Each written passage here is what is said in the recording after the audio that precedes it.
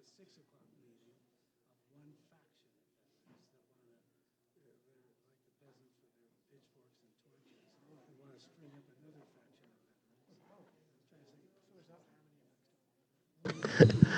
All right, good evening, everybody, and welcome to tonight's meeting of the Placerville City Council. Will everybody please rise and join me in the Pledge of Allegiance, and then want everybody to continue to stay risen after the pledge. Just wanted to do one thing after that. So ready, begin. I pledge allegiance to the flag of the United States of America and to the republic for which it stands, one nation, under God, indivisible, with liberty and justice for all. Thank you, everybody. I want everyone to please stay standing to do just a moment of silence for everybody in Israel that was killed in the terrorist attack and that will continue to, there's now war in that country. So for all those that were killed and for those that have been taken hostages, including American citizens. So just a moment of silence, please.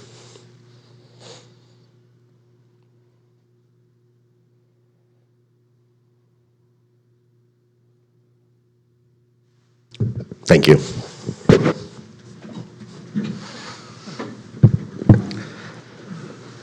Okay, well, again, welcome everybody. This evening we do have a full schedule tonight, so I know we ran a little bit over, so I apologize for that during closed session, but I will try to move us quickly along, but ensure that we hit everything that we need to. So with that, roll call, please. Councilmember Clarici? Here.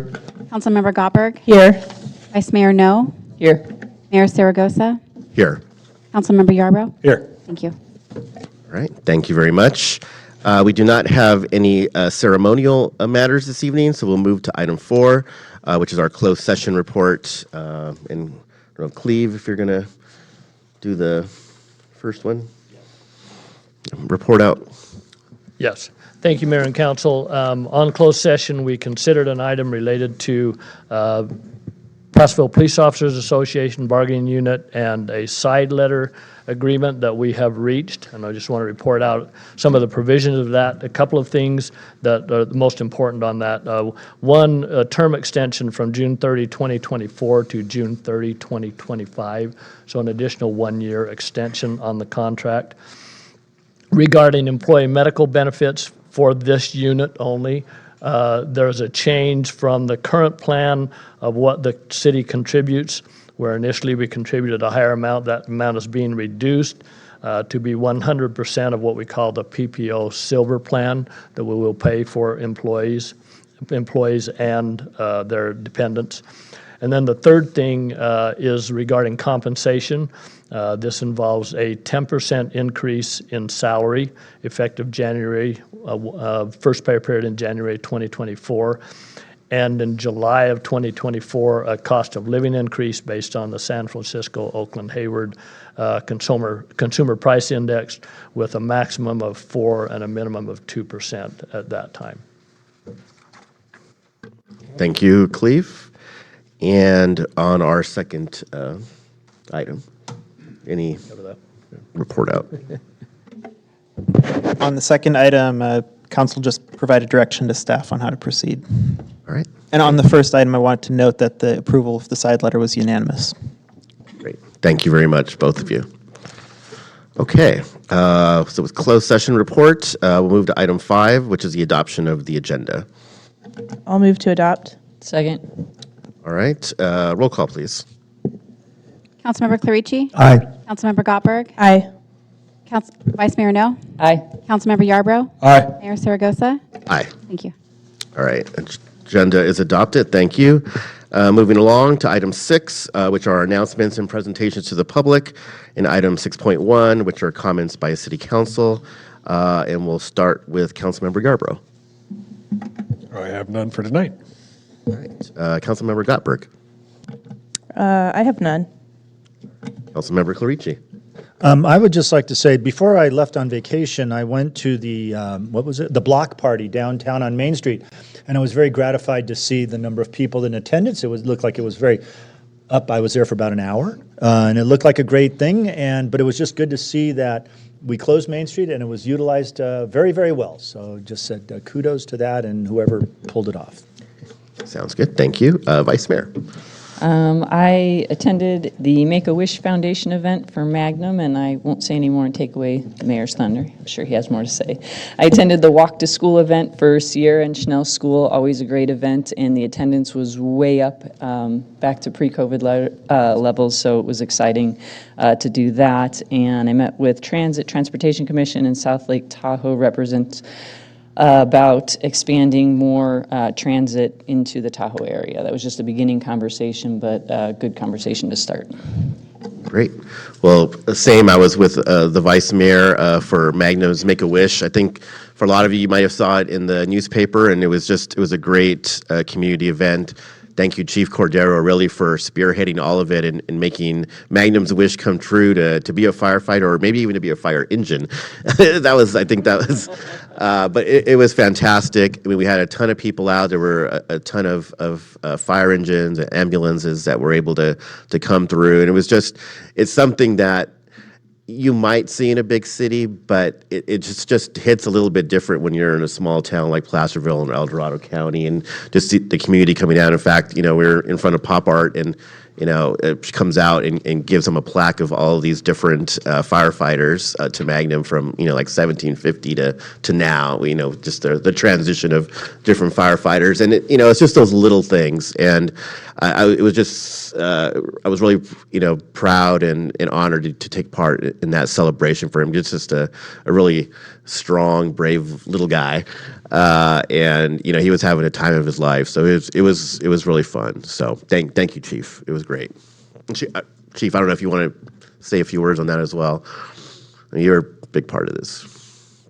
Thank you, Mayor. It was a phenomenal event, and talking to our firefighters, we were getting geared up for it. It was really it's what we're all about. It really kind of strikes to the core of who we are and what we do, and just to see the crowd of people and city representatives at the bell tower was just phenomenal. It was a great day. So thank you for being part of that and supporting us on that endeavor. And on behalf of Magnum, it was phenomenal. Definitely. Thank you, Chief. Okay, so that's our council comments then. So we'll go to 6.2, which is to receive a presentation from the County Office of Wildfire Preparedness. And Cleve, do you want to open this one up? Yeah, thank you, Mayor and Council. This is exciting to know that we can get some things done and working with the county. And I want to introduce Ken Pimlott from the county, who will actually do the presentation. It's not real long, and we'll get to it, but we appreciate him. There's some exciting things in terms of grant funding and et cetera that are coming forward, and I'll let him address that. So, Ken? Ken, welcome back. Yes, thank you. Thank you, City Council, Cleve, and staff. Again, Ken Pimlott, Office of Wildfire Preparedness and Resilience. And tonight, in case things go bad, I brought the Assistant CAO, Sue Henneke, and then also Janet Berenson from our Office of Wildfire Preparedness. Just wanted to make this a real brief update and circle back, as you recall, from presentation last year. Following the Caldor fire, the Board of Supervisors directed the Chief Administrator's Office to really work on opportunities to break down silos and increase investment in fire prevention, vegetation treatments, and education, and working with our partners to get that done. That resulted in the creation of the Wildfire Preparedness and Resilience Coordination Group. And there's a handful of key organizations that have been working in that group for almost 2 years now, including Chief Cordero representing the Fire Chiefs Association, CAL FIRE, the Forest Service, the RCD, the Fire Safe Council, and of course the county itself, and working with the fire prevention officers. In addition, the establishment of the Office of Wildfire Preparedness and Resilience itself within El Dorado County. And one of the very first charges that the coordination group and that the office had was to, make sure I listened, excellent, there it is, was to create a fire adapt and resilient El Dorado County through collaboration and coordination, and doing that through the adoption of a wildfire strategy. The county literally updated its strategic plan to incorporate having a wildfire strategy. And so over the last 12 to 18 months, the coordination group and office have been putting that together. And on August 29th, the Board of Supervisors adopted a comprehensive wildfire prevention and preparedness strategy for the county, again, that fosters the creation, coordination, maintenance of fire-adapted communities, and ensuring they're in alignment with federal, state, and local policies and initiatives, really putting El Dorado County and our partners, including both the city of Placerville and South Lake Tahoe, really on the map with the cutting edge of what's occurring around the state in this arena. The strategy is really key. It's a 50,000-foot look and guidance as to how to implement programs and coordinate a variety of areas. And so the strategy was broken down into really 7 key areas. And as you can see from the slide, just hitting a couple of these, the highlights, public outreach has been key. How do we coordinate the messaging between the various agencies and organizations so that's not just sharing Facebook posts from each other's social media platforms, but it's truly working together to develop the messaging on key initiatives that we're doing collectively here around the county. And so CAL FIRE stepped up to lead that working group. OWOPR through the county is hosting the web page where we're sharing key messaging and public outreach information and materials. And it sounds simple, but literally for the second year in a row now, with significant support from El Dorado County Fire and other partners, we have 6 agencies and organizations sharing booth space together at the county fair. And again, it sends the message very loud and clear, and there's a lot of energy with the partners to present our message collectively. And so it's just, again, growing together the partnership as to how we do this together in El Dorado County.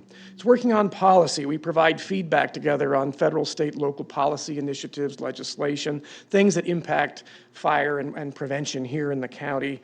Probably one of the key policy tasks that the group's been working on is the update to the county's fire our defensible space ordinance, which will be coming to the Board of Supervisors for first and second reading here over the course of the next several weeks and months. But that's been a yeoman's lift, not just updating the language in the ordinance, but really building a plan for how do we collectively in El Dorado County implement defensible space education, working with our fire safe councils for doing voluntary assessments with the goal, not the gotcha, the goal is to help every resident in El Dorado County achieve defensible space and home hardening, because we've learned firsthand, as you know, that our homes are being lost because of lack of defensible space, improvements that are needed to the structure itself. And so to work on those pieces collectively has really been a key focus of that group. Data management and sharing. What we discovered is whether it's the Forest Service, whether it's the RCD or the county or CAL FIRE, everybody's collecting project data and everybody's working through shared data files in the various GIS platforms. The county has agreed and has stepped up to be that data hub to house and help coordinate gathering that data and sharing it. And so significant effort going forward with the county GIS program to help build that platform and share that data. And again, that coordination is being led by County GIS. Planning. What we discovered is right now there are no less than 5 different planning initiatives going on in the county that deal with fire prevention, fire hazard, and wildfire prevention. The county's safety element for the county general plan, the local hazard mitigation plan, CAL FIRE's strategic unit fire plan, the Community Wildfire Preparedness Plan that the Fire Safe Council sponsored for a number of iterations. All of these are going on in a renewal process. And so under this umbrella, we are actually working on all of these updates together so they're each informing each other. So they're all part of a common goal, again, back to the wildfire strategy in a resilient El Dorado County. So we'll be meeting again on Friday and updating each other on where we're at, but the language that goes into these plans, how they're being coordinated, it's all being done under one umbrella, which we haven't done before. And that really positions all of us in El Dorado County to be prepared for additional grants as they come down. Lots of changes going on in Sacramento, both in the administration and in the legislature, as to how we're responding to and engaging in this wildfire prevention and preparedness arena, to tracking all of the defensible space assessments that are occurring around the state by our fire safe councils and our fire districts and CAL FIRE. We're really on the cutting edge of all of that, and being part of this planning effort, we've literally had the Sacramento level fire marshal and CAL FIRE and other program staff embedded in our working groups because they're seeing what we're doing and are not only helping inform us, but they're taking that back to help inform the statewide initiatives and planning. Funding coordination, and I think this has been a key piece that we've learned through all of this.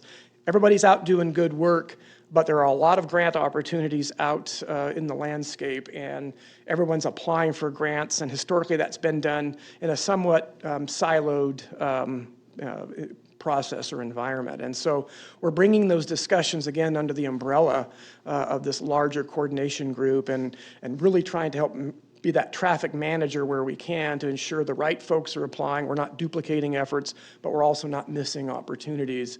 And so again, it's a lot of work in progress as we go forward and work with folks, our fire safe councils and others, but this has been a great opportunity to ensure folks have capacity to apply for grants and we can follow through. And most importantly, how do we assure the maintenance of these projects occur into the future, and who has capacity to do that? So again, big piece of this is coordinating funding. And then really it's the coordination of projects, both here on the West Slope and in the Lake Tahoe Basin. And again, this is something that bridging the Great Divide into the basin has something that a message we heard loud and clear, that when the Caldor fire occurred, it burned across the Sierra Crest. So fires don't know the boundary. We need to not know the boundary and break that down between what's going on in the basin and on the West Slope. And we're coordinating and learning a lot from each other in different projects and planning efforts. So a lot of that discussion is happening that didn't happen before. And so again, all happening under sort of the strategic umbrella of bringing us, at the 50,000 foot level. How are we bridging all of this and bringing that together? I think one of the most important components of all of this is, and what the county has adopted, is the Community Wildfire Protection Plan revision for the Western Slope. Concurrently, the Lake Tahoe Basin is updating its Community Wildfire Protection Plan, and now the county is embracing a comprehensive update to the wildfire protection plan for the Western Slope, which will update what the fire safe councils did just 2 years ago in a much more comprehensive and supported way, and from the grassroots level on up. So over the course of the next 12 to 18 months, the county will be leading this effort with the partners from the bottom up to really make sure we leave no portion of the county uncovered, that every area has been addressed for hazard and risk, and that we have a plan, a dynamic plan going forward to address how we're going to mitigate that over the long haul. And then lastly, and really well, from the OWOPR office, we affectionately call it OWOPR, the Office of Wildfire Preparedness and Resilience. And I put this slide up here. A lot of it's happening between both the office itself and the coordination group, but you can see from the slide the Wildfire Protection Plan, coordination of plans. Under the Data Hub, I talked about sharing data. Well, the Office of Wildfire Preparedness, through its annual work plan, which is identified here in the slide, has developed an online mapping tool. You can go to the OWOPR, the county website, under the CAO's office, into the Office of Wildfire Preparedness, and there's actually a link to an interactive online mapping tool where you can look at where the fire safe councils, fire districts are located, supervisorial districts. All of this is overlaid in one place, and there's mapping tools where you can draw projects, you can make assessments, something that our fire safe councils and other community-led efforts haven't had before, that was really focused on fire prevention. So we're real excited that this tool is available to the public, and we're growing and changing the tool as we get input and feedback. Talked about the Defensible Space Program, Firewise Communities. The county's really adopted with CAL FIRE how to better coordinate, support our Firewise community efforts in the county. We've been working under a Fire Safe Coordinator grant that we'll be working with the State Fire Safe Council and hopefully get some additional support from them. And then lastly, and I think most important for tonight's, to close out the discussion, is the California Wildfire Mitigation Grant Program. El Dorado County is one of 6 pilot counties in California that have been awarded FEMA grants under the state's California Wildfire Mitigation Program.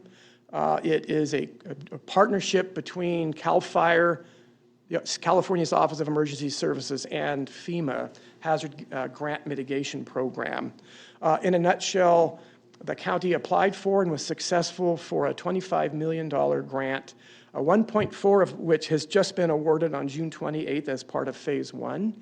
FEMA is paying for 90% of this effort. The state's paying for 5%, and El Dorado County is matching with an additional 5%.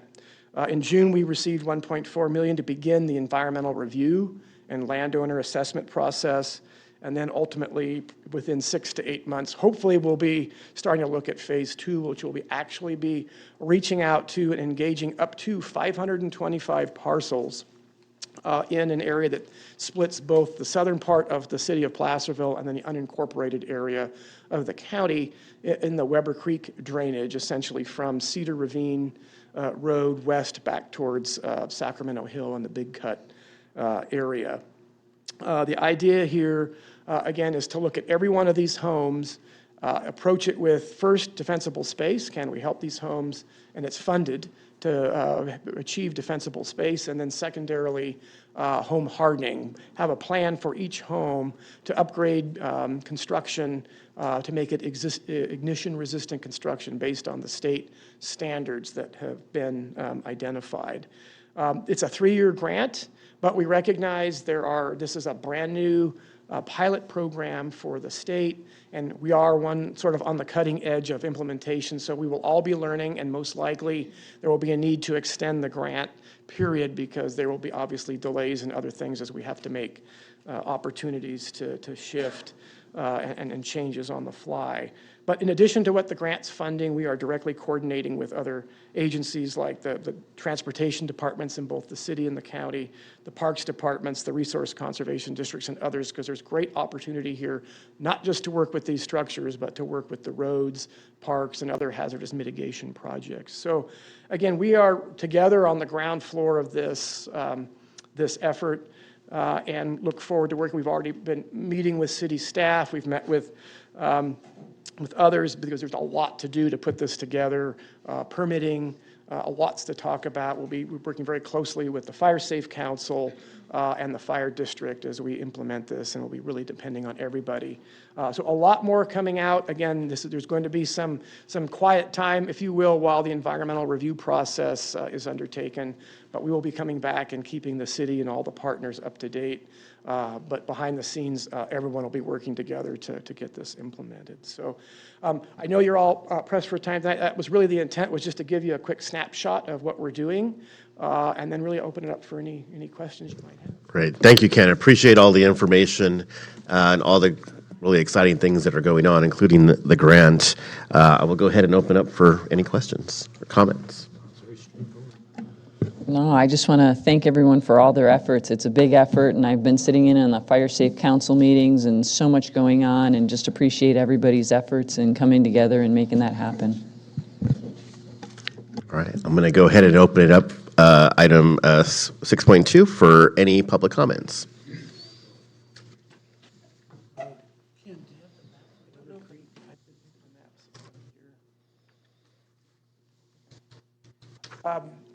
There was a map that was part of the packet. We also have copies of it here. We can pull that up that Dave was asking for. Okay, but you don't have it on the slides. I don't believe it's on the slides.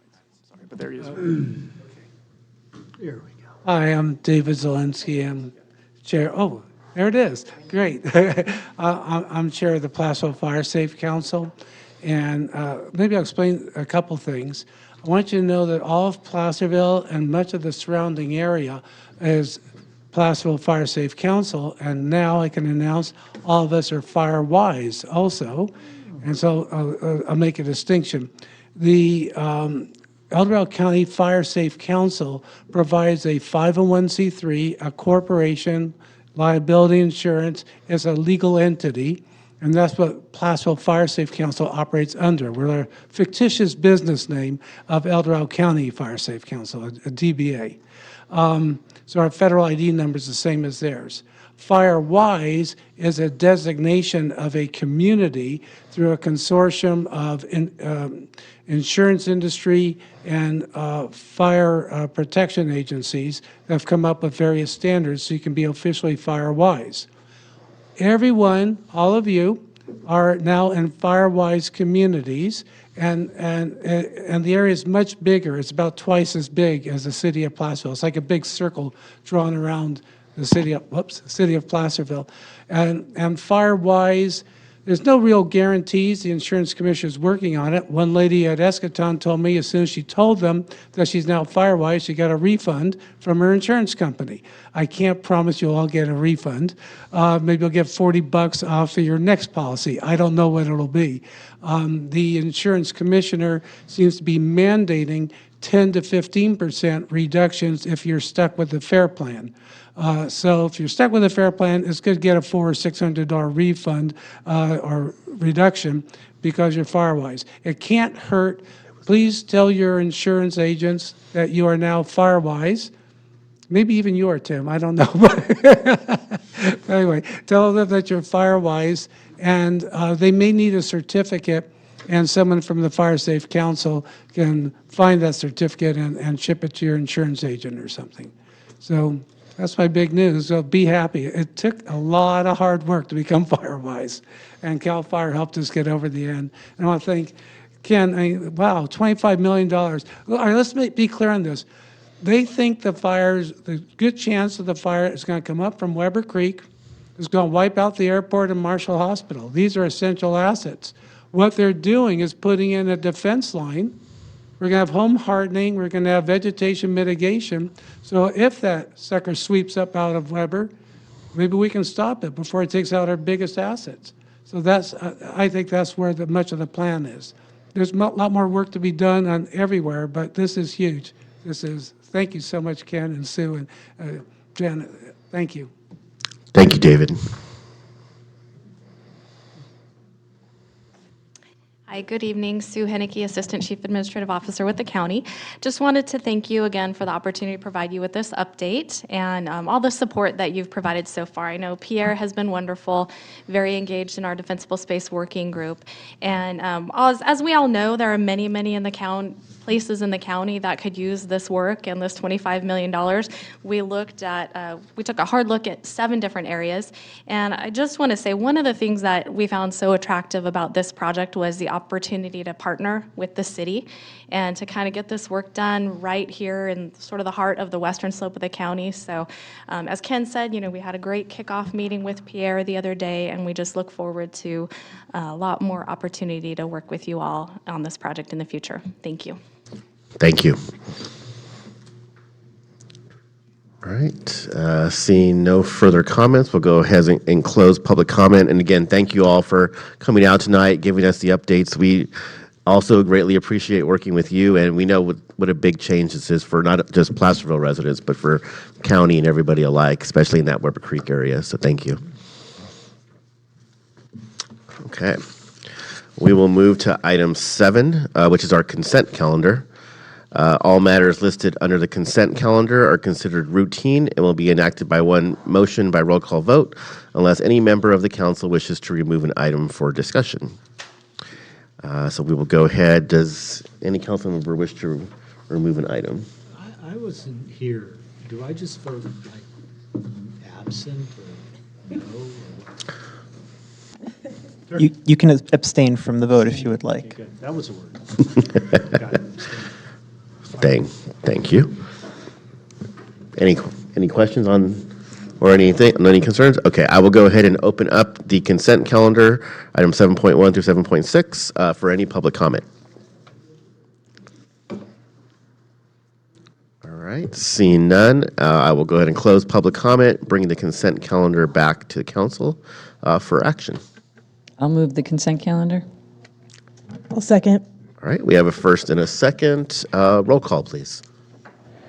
Councilmember Clarici? Abstain. Councilmember Gottberg? Aye. Councilmember Yarbrough, I will have to abstain also. I was not here. Vice Mayor No, Aye. Mayor Saragosa. Aye. Thank you. All right, thank you. All right, moving along here, we will move to the public comment portion of the city council meeting.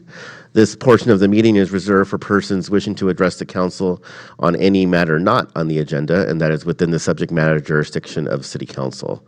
The mayor reserves the right to limit the speaker's time to 3 minutes. You are not allowed to make personal attacks on individuals or make comments which are slanderous or which may invade an individual person's privacy. With that, we'll move to item 8.1, which is our oral communications. So we'll go ahead and open up public comments for non-agendized items.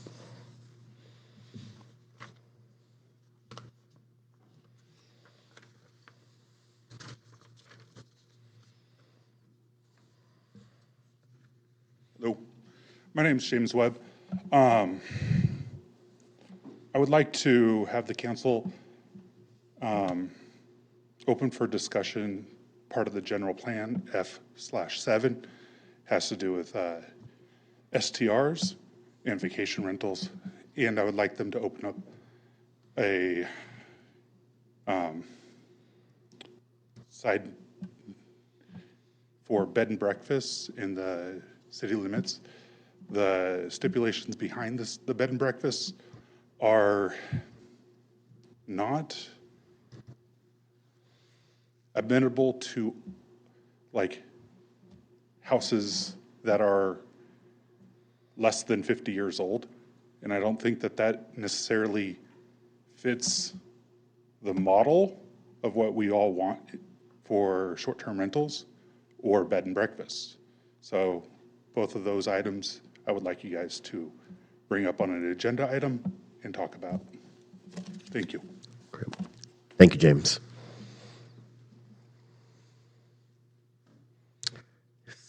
Any other? All right, I'm going to go ahead and close public comment on 8.1. On 8.2, do we have any written communication? No, Mr. Mayor. All right, thank you very much. I'll just make a quick comment. Definitely more to come on STRs. We appreciate the public's patience, but it is coming. I promise. On item 9, we did not pull any items from the consent calendar this evening. We do not have any ordinances, which is item 10. We do have a public hearing this evening, though, item 11, and that's item 11.1.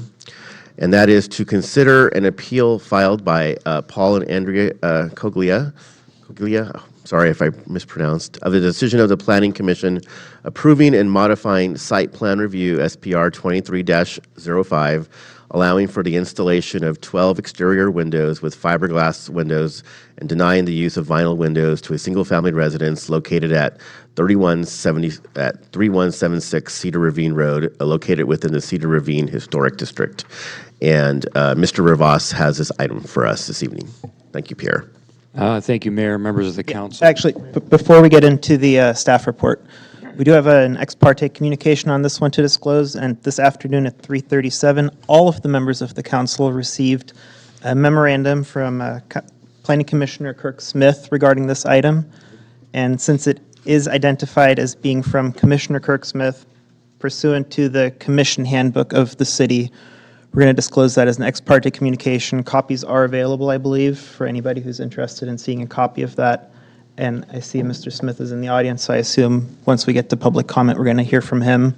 But just to be absolutely clear, the memo we got from him is him speaking in his own capacity, not on behalf of the Planning Commission. All right.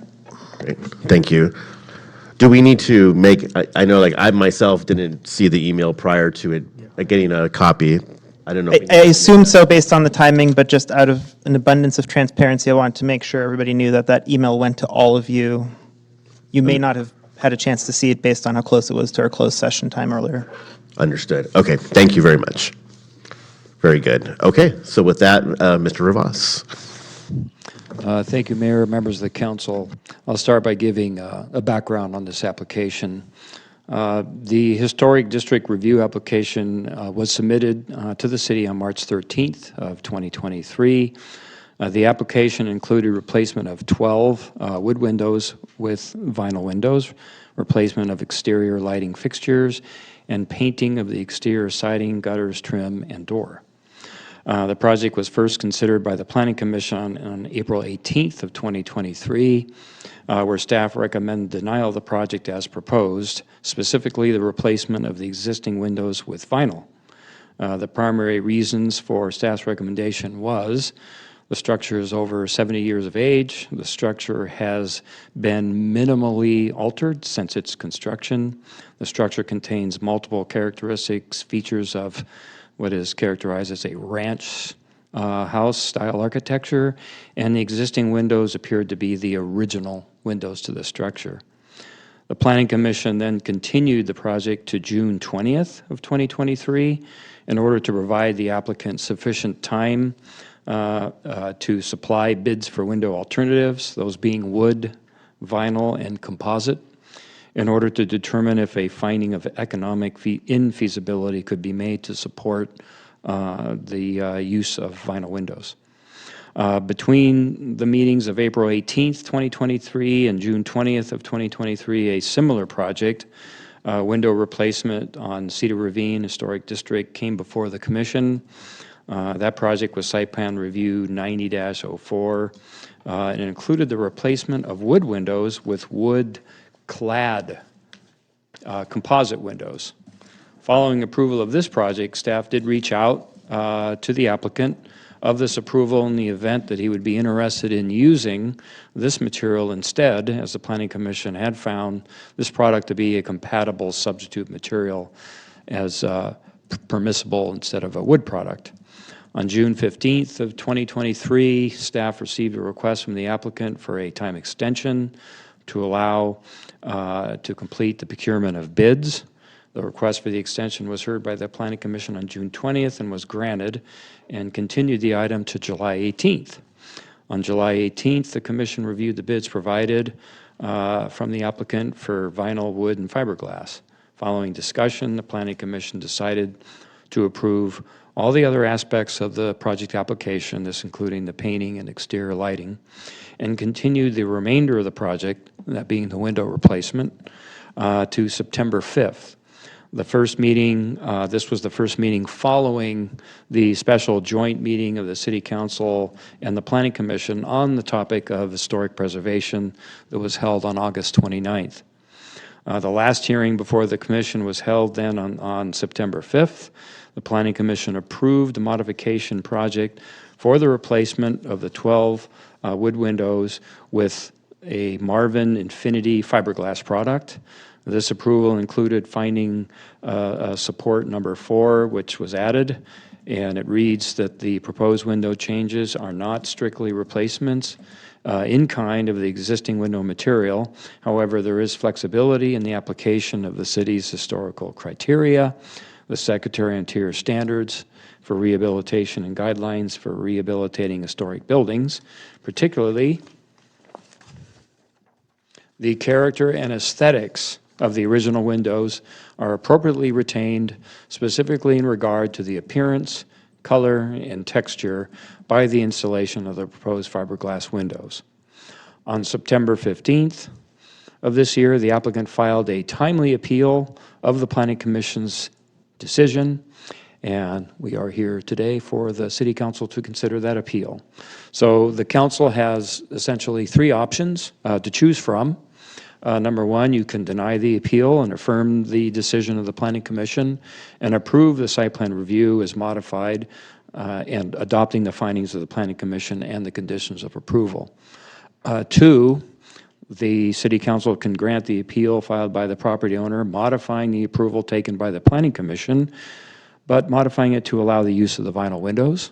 And then 3, you can consider the site plan review application with your own modifications to the application. And with that, that concludes staff's report. Be happy to answer any questions you have at this time.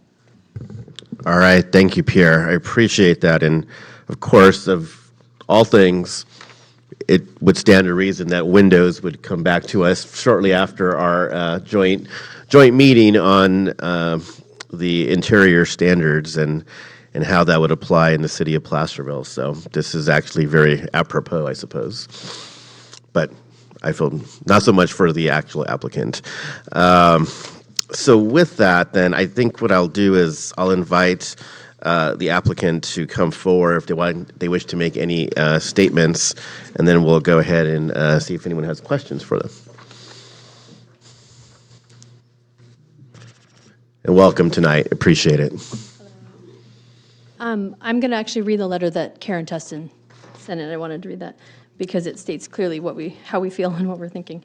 Dear Mayor and City Council members, I was a member of the Placerville City Council when the Historic District Ordinance was passed, and possibly later amended. In fact, I may be the only living council member from that era. The ordinance was created to preserve the integrity of historic residences in Placerville, however that was defined. Our main focus at the time was to preserve the beautiful old Victorians in the Cedar Ravine, Bedford Avenue, Spring Street, and Coloma Street areas. It was never our intention to prevent homeowners from improving their property. It was also not our intention to designate a house as historic simply because it was old. The house that is the subject of this appeal may be old, but it certainly is not historic in my mind. It's basically a boxy small house in need of substantial updating. If the owners wish to improve the property with vinyl windows, replacing the original wooden ones, more power to them. Anything they do to the current status of the property would be an improvement. I have no idea how the boundary lines of the historic district were determined or who was in charge of making such a determination. However, common sense would tell us that the boundary should stop when the Victorians cease to exist, and that is further north on Cedar Ravine. Across the street, Darlington is an accountant's office, and further up the street is a non-historic but old business and an apartment complex. Maybe the City Council needs to revisit the boundary lines.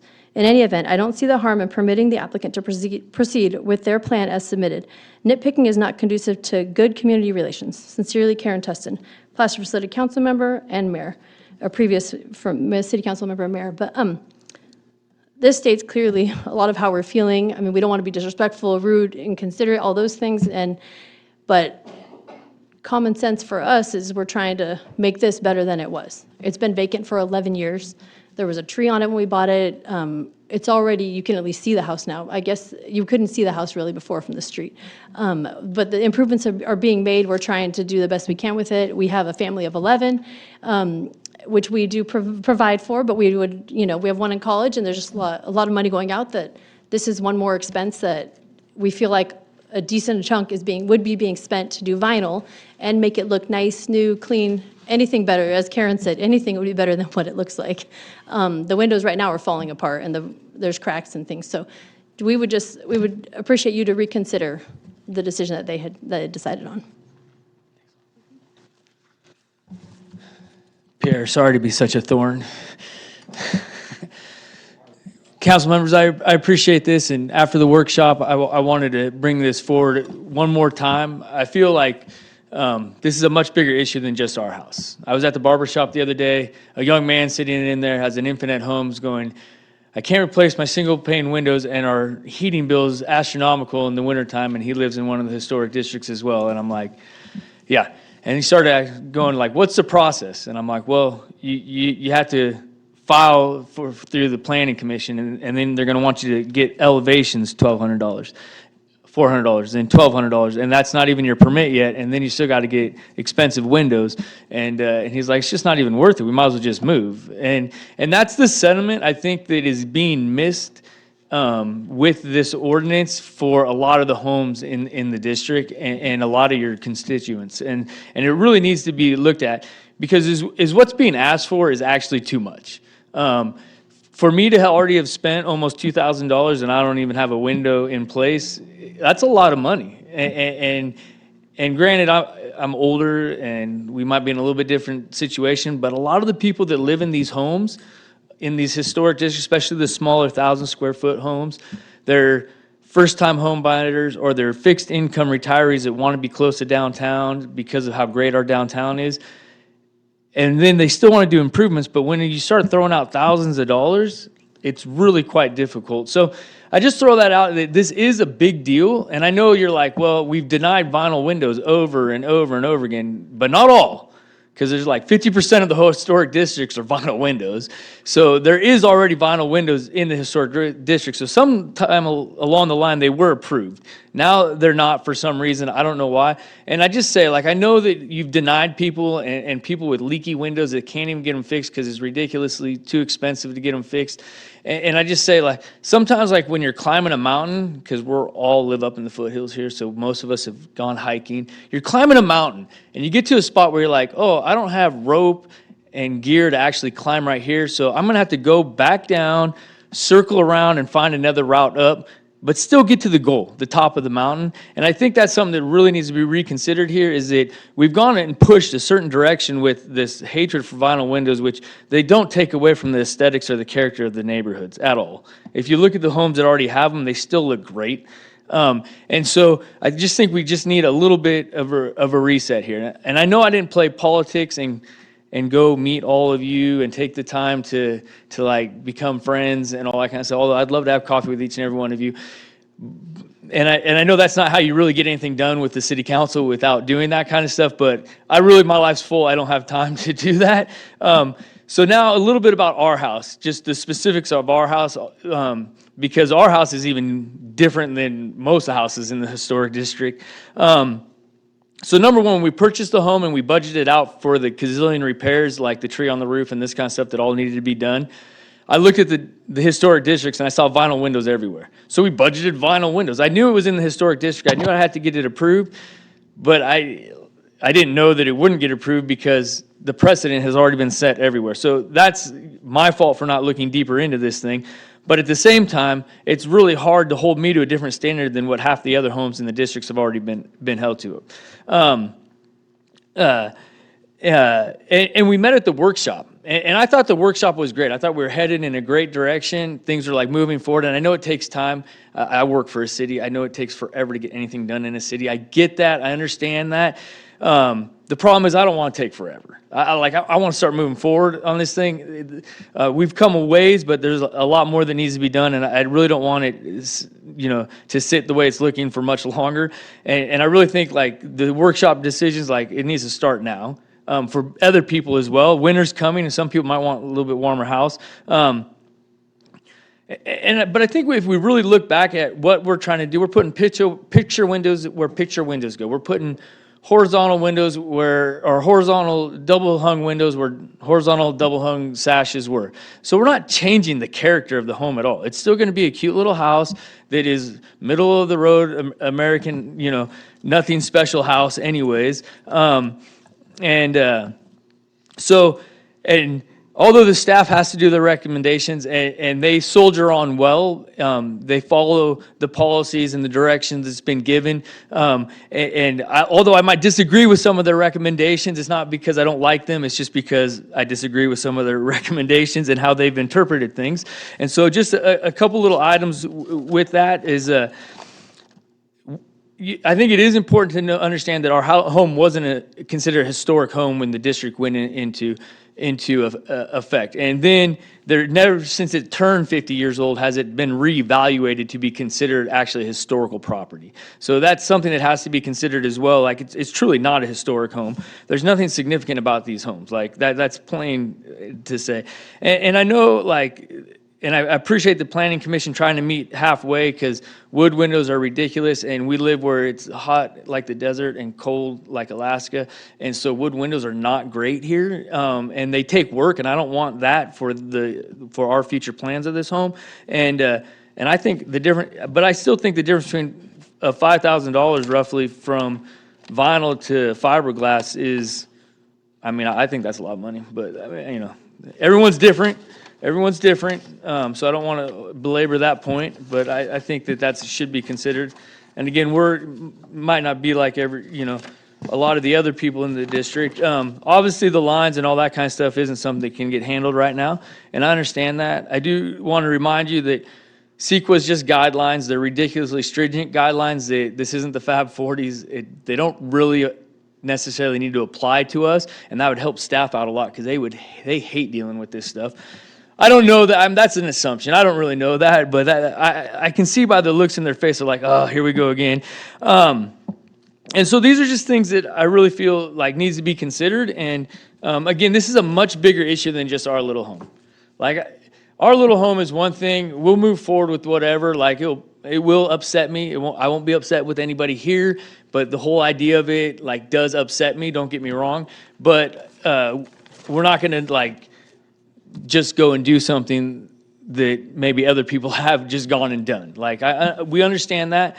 But again, this is a big issue, and you guys are supposed to represent us, and these ordinances don't represent the majority of us. And that's something that I really want you guys to consider when you make this decision is you're representing us right now, and like I shared in my little letter, like you're going to have 10% of the people that are like, oh, no, it has to be like for like, redo it, which is ridiculous because I asked a contractor how much it would cost to put dual pane windows in the wood frames already there, and he just laughed at me. He said, I'm not even going to waste my time giving you a bid for that. And then you're going to have 10% of the people that are going to be like, I'm going to do whatever I want to do because that's my right, which that's not where we want to be. But I think you'll find that the majority, the vast majority of the people want it to look nice. We want it to have the character and the feel of the old world. That's why I chose the color palette we chose, actually, not because it's a 50s color palette, but because it fits in with the rest of the historic districts. The lights that we chose actually fits in with the rest of the historic districts. We want to keep the aesthetics and character, but the material used, as long as it still feels the same, doesn't matter at all. So that's our 2 cents. I hope you guys make the right decision. Do you have any questions for me while I'm up here? Paul and Andrea, thank you for your comments. I was just going to do that and see if anyone had any questions for either of you. Any questions? All right, seeing none. We may have some, We'll be here. but we're going to go ahead and open it up for other public comments now. So thank you both.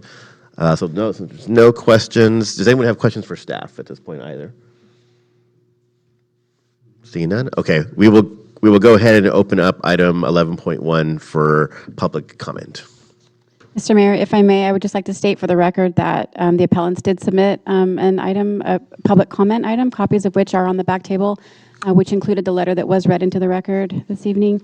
And I've also included copies of the public comments from Mr. Smith as well. Okay, great. Thank you.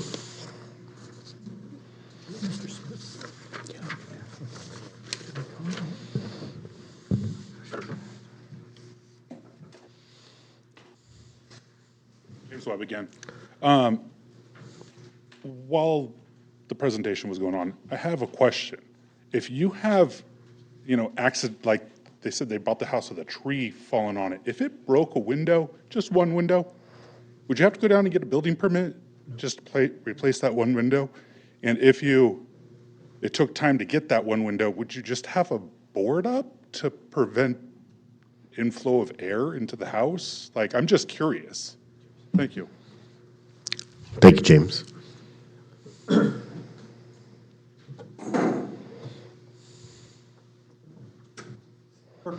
If I may, I'd like to just spend a moment to respond to what the council offered for you. Just to let it be clear, I did not discuss this subject with any of you. And as you'll see by the certificate of service at the bottom, copies were sent to the applicant at the same time you got them. Before I walked into the up here long ago, I made sure that Paul had a copy. I also called the city clerk and made sure that there were copies available. Reminded that's what she normally does, but I wanted to do it to make sure it was not ex parte. It's something I've done for 40 years, thousands of cases, hearings before the Securities and Exchange Commission, et cetera. I asked the staff about the procedure and asked about the way the pleading would be described, and was told that it was simply a letter. I asked both Kristen and Pierre. I wrote it out in advance so you'd have the courtesy of being able to read it. I didn't know that an appeal had been filed until very late, and only because I asked. I didn't get a copy until last week. So I am sorry to give it to you so late.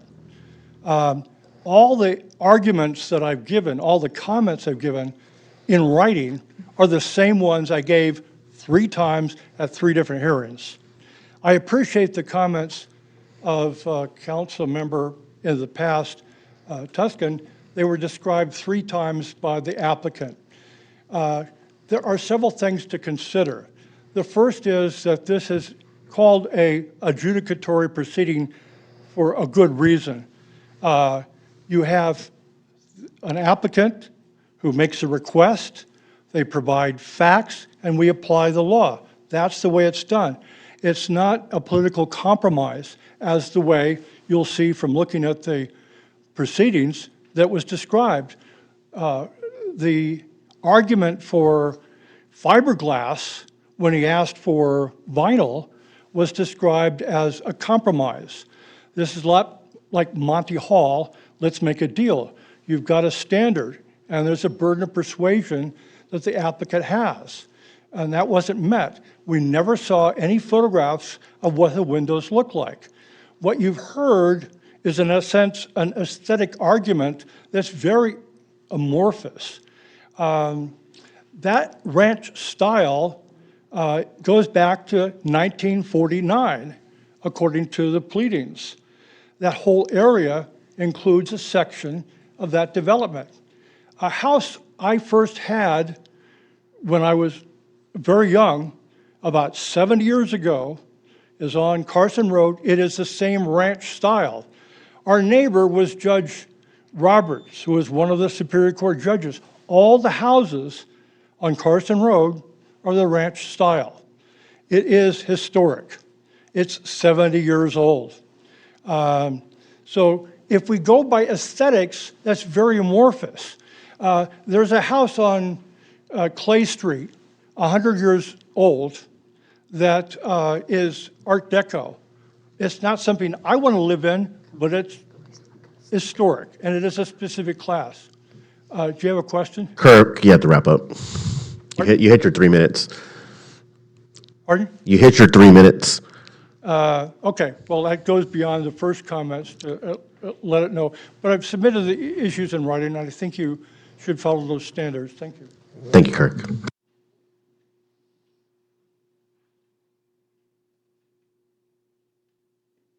Any other comments? All right, seeing none, we'll go ahead and close public comments on 11.1 and bring it back to the council for further discussion. Anyone want to? Sure, I'll start. I just want to start by framing it a little. The decisions that the council has made today to date before the August 29th meeting were based on our understanding of the SOI, the federal standards, and we thought that we were doing everything we were supposed to be doing. Then we had this joint meeting where we learned more about the federal standards and all the exceptions and all the choices we had. So after that, the Planning Commission has made 2 approvals of composite windows since that meeting, based on our meeting. So for me, we're in new territory, making changes with no policy. At that meeting, you'll remember I was really trying to push everyone to make a decision on those vinyl windows, and we kept not making the decision. So we are where we are now, where we have a recommendation from the Planning Commission, which is not unanimous, and you have a planning commissioner who wants to hold to the old standards. You have a planning commissioner who wanted the vinyl. I don't know if everyone watched the planning commission meeting, and a majority for the composite, although one of those members was waffling back and forth too between composite and vinyl. And I think that we have to give some clear direction, because it's too subjective of what the Planning Commission is doing right now, trying to make those decisions without any sort of clear policy on how we want them to move forward. I'll tell you, the part that I struggle with is we had the joint meeting, and I think most of us said, yeah, we want to think about other things and be more flexible. And so the Planning Commission has said, okay, you don't have to follow the strict guidelines, but we're going to let you do composite. What I don't understand is where we said we're not going to follow the federal standard by going ahead with those 2 decisions we've had. So why are we going to decide vinyl, or to allow composite but not vinyl? And that's the part that I'm really struggling with. That's, the reason I watched the Planning Commission. I wanted to understand how they were going to justify composite and not vinyl. And I didn't really feel that they made clear, convincing justifications of that. So that's what I'm kind of asking this board to consider.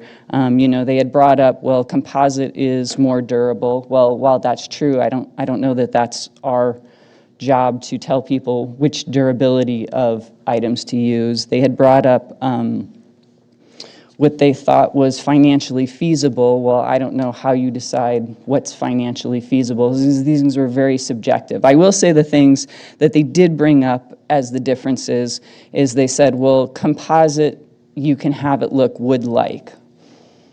But then they said, but can you see the difference of that wood-like from the street when you're looking at the house? Is it a significant difference? And to me, they never answered that question. They asked it, but they didn't really answer it. But the other point is vinyl, you cannot paint. So, it might limit the color schemes, but that's kind of where I want to kick it off, and I want to understand where everyone else stands on the composite versus vinyl and why not. And I don't have a definitive opinion at the moment, but that's where I'm struggling. I think for me, I'll go to that, but one of the big questions for me is what is the time period we're trying to preserve?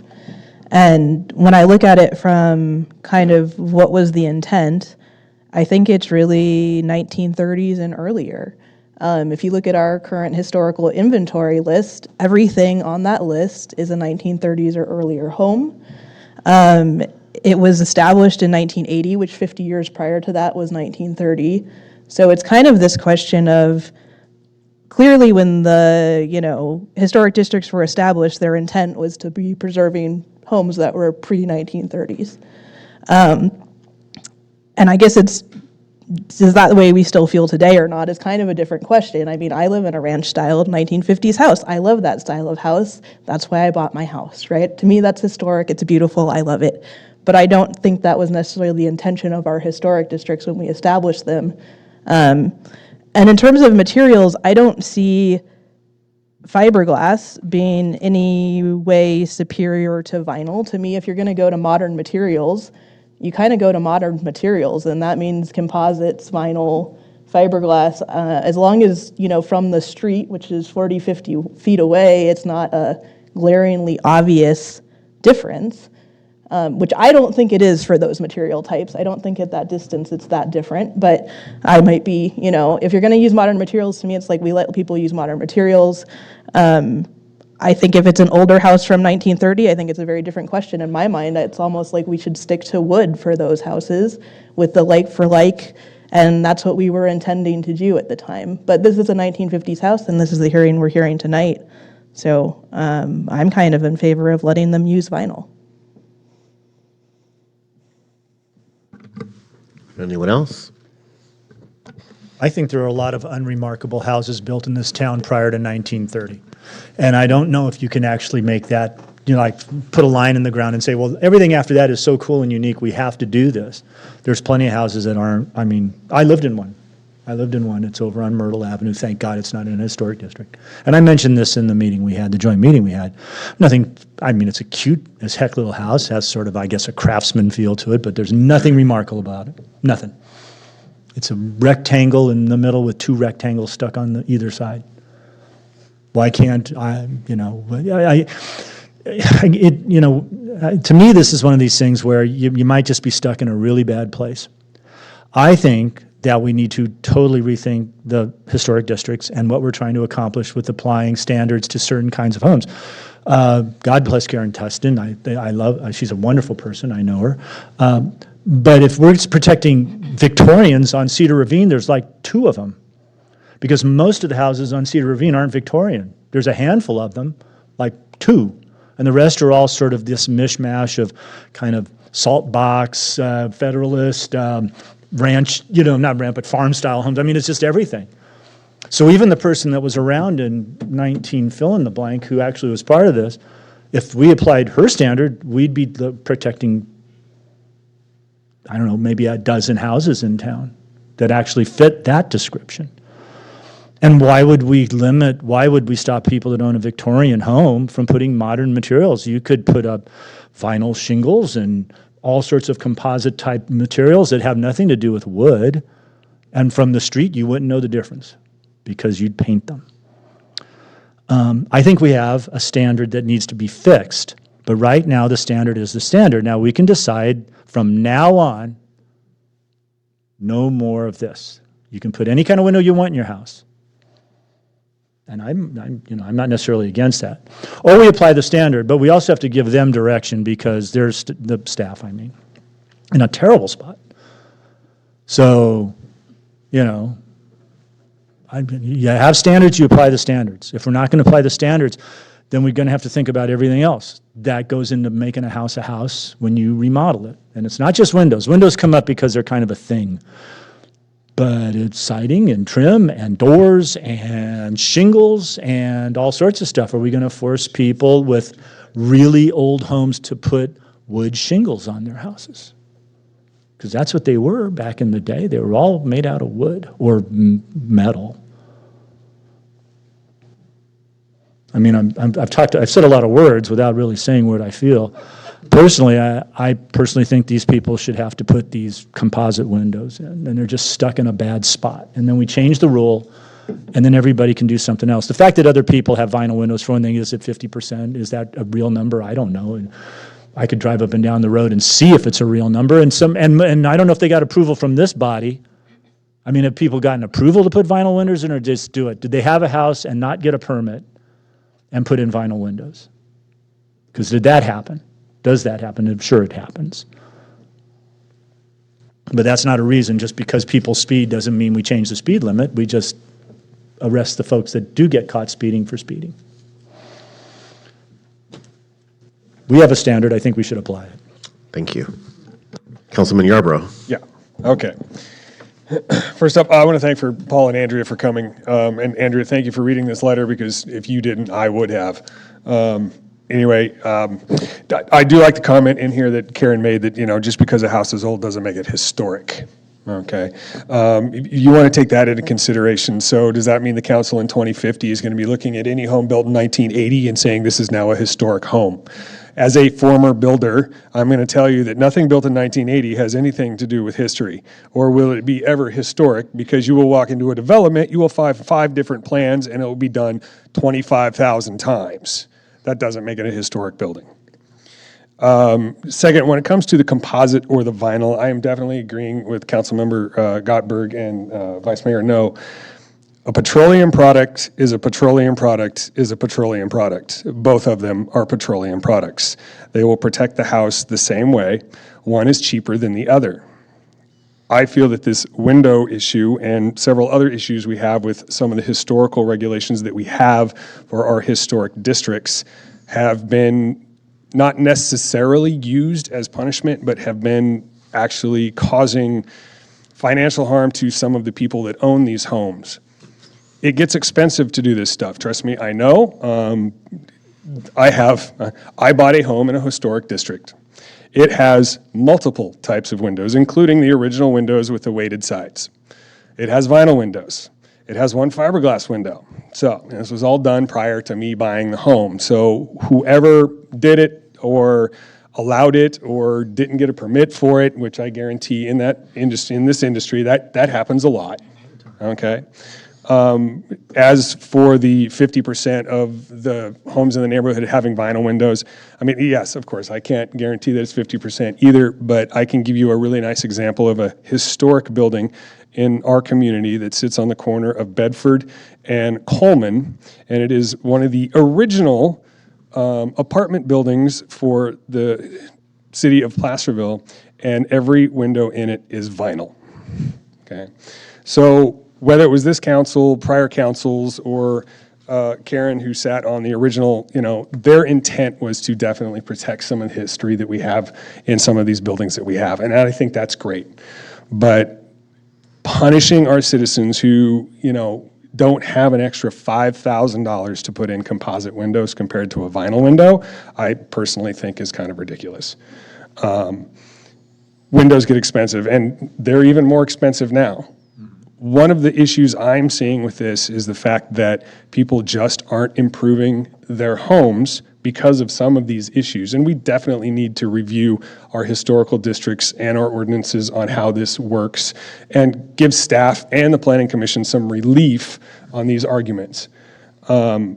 Personally, I think the vinyl windows would be just fine. You can paint a vinyl window. They do have them that are paintable.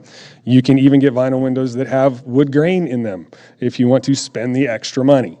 So the windows have, there's a lot of windows out there that you can do this kind of stuff. And yes, I do know this because I was also part of a company that did lots of windows.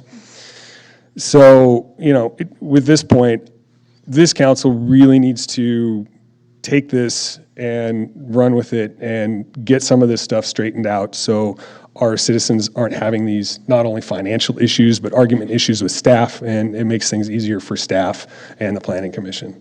So, thank you, David. I think I have the distinction of being the only person, like I said last time, being on Historic Advisory Council, Commission, whatever it was called, Planning Commission, and then City Council. I can tell you on Planning Commission, when I was on it, I actually made a motion to just allow windows to be administratively approved because every time a window came before us, we ended up approving it. Right. So when I was on it, we never vinyl, wood, composite, they all got approved. And mostly I think they were vinyl because people said they had hardships or what have you, and it was still going to be to the betterment of the building than leaving in really old, bad windows. And I'm trying to think, when I was on there, I don't know if any of them were on the historical inventory. I can't remember, but we let them through. And I was voted down, I think, 4-1, because they still wanted to retain the right to do it. But I thought if all we're doing is administratively saying yay, what's the point of sending somebody to Planning Commission, paying a lot of money and a lot of staff time? So that is a discussion for later when we talk about what we're ultimately going to do with these types of issues and how we apply these things. I mean, we knew coming out of the joint meeting that there was a little bit of a gray area in terms of there was going to be a time period where we didn't have standards in place. Staff was going back to work on some stuff. But in the meantime, when we even told Planning Commission, you have the authority to make, your best, not guess, but put your best arguments forward to do something, and you have discretion under the SOI, because the SOI is one big nuance. Everything says like for like, this for this, but, and then you have the but, and which basically opens it up to anything. So the way I feel right now, and again, I live in a historic district. My house is on the historic inventory. My neighbor lives in a manufactured house. So are we going to make the manufactured house put in wood windows? It could be like for like, I suppose. So maybe it's a little bit different. And I'm being facetious, but there's so much differentiation within the districts in terms of the houses. So you do have like a manufactured house next to an old Victorian, next to a 1940s house, next to a 1980s house. I mean, it is like a hodgepodge. So I do really. The letter is actually very timely and good, I think, in the sense of this is the only person that I've known that's actually sat during the time that the original historic districts went in and what the thought process, at least to her. I mean, I can't say that was for everybody, but at least to her, it was to protect those original Victorian assets within the city. And probably because a lot of the work done in the 1950s changed them, just like downtown.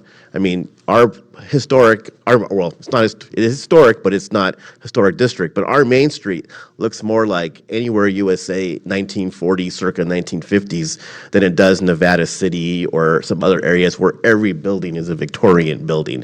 People change. John, you gave the example of the Cumbelix building, where it was like we're embracing modernity and we're changing it from the Victorian structure into a more modern feel. And at the time, that's what they liked. Yeah, don't get me wrong. I would just assume get rid of all these rules, to be honest with you. I am a civil libertarian when it comes to property rights. I do think you should get permits to do things, and follow the codes, and maybe. But if we're going to do this, then maybe we just rip the Band-Aid off. We just rip it off and a whole bunch of things.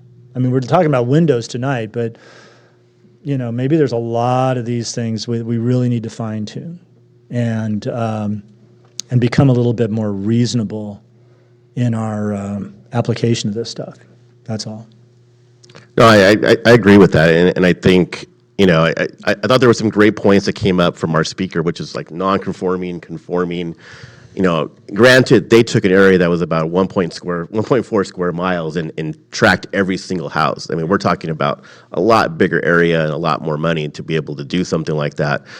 So maybe, you can take elements of what they did. But it does go to the point of just because something old, it doesn't make it historic. And so that's you can underline that like 4 or 5 different times, because otherwise we would never change anything. Nothing would ever, and so there's got to be, it can't be reductio ad absurdum when it comes to these things. And certainly, I think for this house, it was, like they said, as they mentioned, it's a pretty typical house for that era. As far as we know, there's not something that happened historic at it, someone that lived there, someone that was a founding father or mother of the city. So I don't see particularly or anything within this property in and of itself that qualifies it as historic that would have to do something that's like for like. And I agree with my colleagues, if you're not going to do like for like, then there's really, why are we going to force someone to do composite versus vinyl? If that's the case, then I think vinyl is certainly an acceptable alternative as a modern product, especially with the thought that they can be vinyl or even have a wood grain to them if somebody chose to do that. So that's kind of where I'm coming from at this point as well, but welcome further discussion. What's funny is that on the house on Myrtle, in one set of windows, we actually put in Anderson windows, but it's funny how this discussion is going because they were metal clad on the outside and wood on the inside because the metal clad wore way better, and the wood inside allowed us to kind of keep the nature of the room inside. We were more worried about what the window looked like in the house as opposed to our neighbors down on Canal Street, because it was in our backyard. So, yeah, windows. I just want to point out that in the historic district, we let them have vinyl windows on the back of the house. So, we're not talking about maintaining the integrity of a house. With that, right. They threw that out when they made the standards to begin with. So, with that, I'll make a motion to grant the appeal, option 2, by the property owners, Paul. Andrea. Goldie, yeah, sorry. We're sorry. We apologize on that. Yeah. Modifying the approval taken to the Planning Commission and allow the use of vinyl windows. I will second that. Do we have any further comments? Okay, roll call, please. Councilmember Clarici? Aye. Councilmember Gottberg? Aye. Councilmember Yarbrough? Aye. Vice Mayor No? Aye. Mayor Saragosa? Aye. All right. I have one comment. I have a question. Yes. Is this it for now? Is this it for now? So when anybody comes up with a window in the historic district and they want to put in vinyl, is it okay?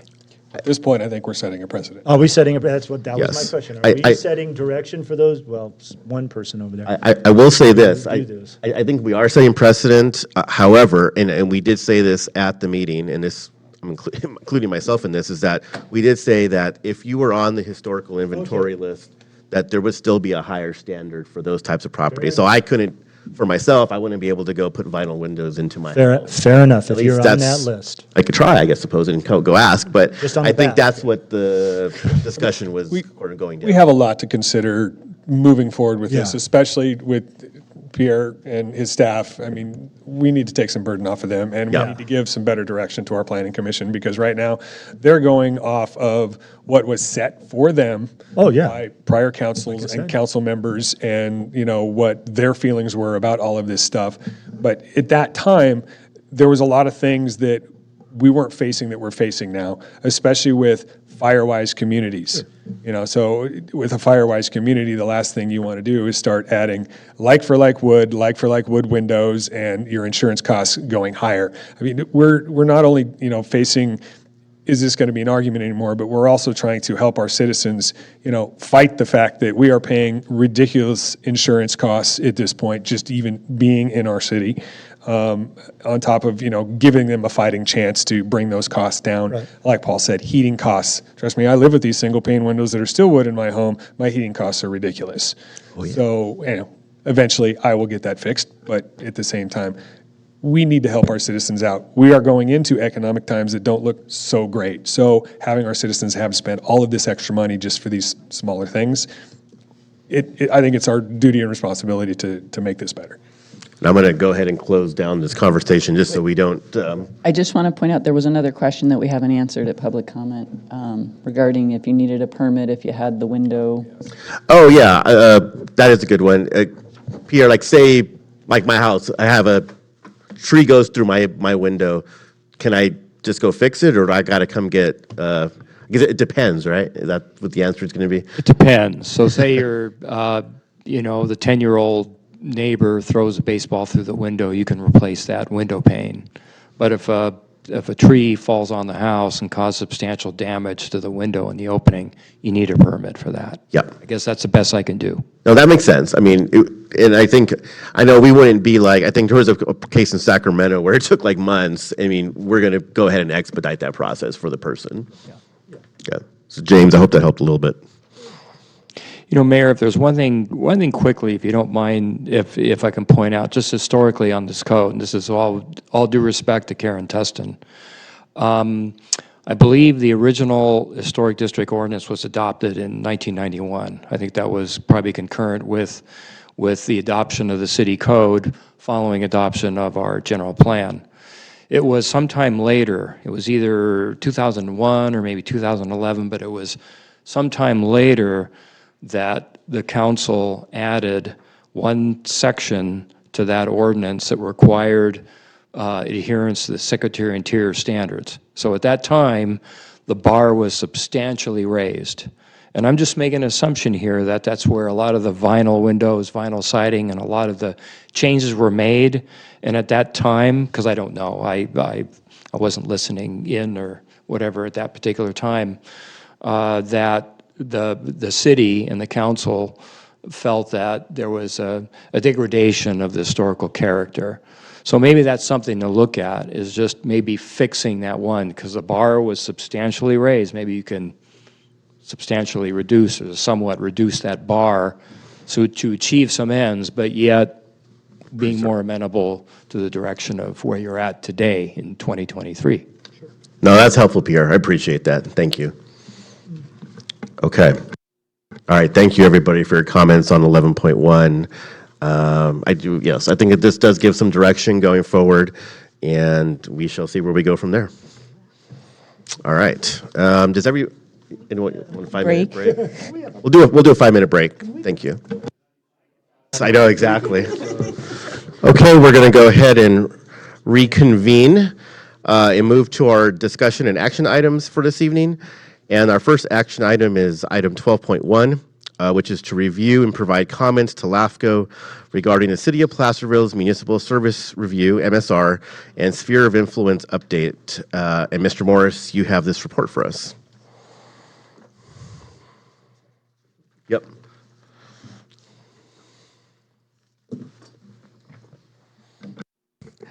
Thank you, Mayor and Council. This item, and I believe Councilmember Carici and Councilmember Gottberg could probably speak to this, but so in last November, we were contacted by LAFCO staff and their consultant about the city's MSR, or Municipal Service Review, which was due to come up this year. Those come up every 5 years, and LAFCO is responsible by state law to do those reviews. We have been working fairly closely with the consultant and LAFCO throughout this process and have provided several comments. There was a fairly extensive questionnaire staff completed to send back to them. And then we continued through the process. We saw the draft. We sent comments back on the draft. Some of those comments were implemented into their document. And then they came out with the public draft that came out a few weeks ago. And then there was a review, which Councilmember Gottberg attended, represented the city on on LAFCO at that meeting, and made comments at that meeting. As we proceeded and looked at some things further, and looking at this final draft, if you will, public draft, we've identified a couple of things which were brought up at that meeting that we think that the council should make a formal position and request that they be modified in this report. And I'll start with the provisions regarding our sphere of influence, and I've outlined what those are in the report, and you have a copy of the report to refer to also. But I wanted to note that one of the things that concerned us is they referred to us needing to have an environmental review for an SOI expansion.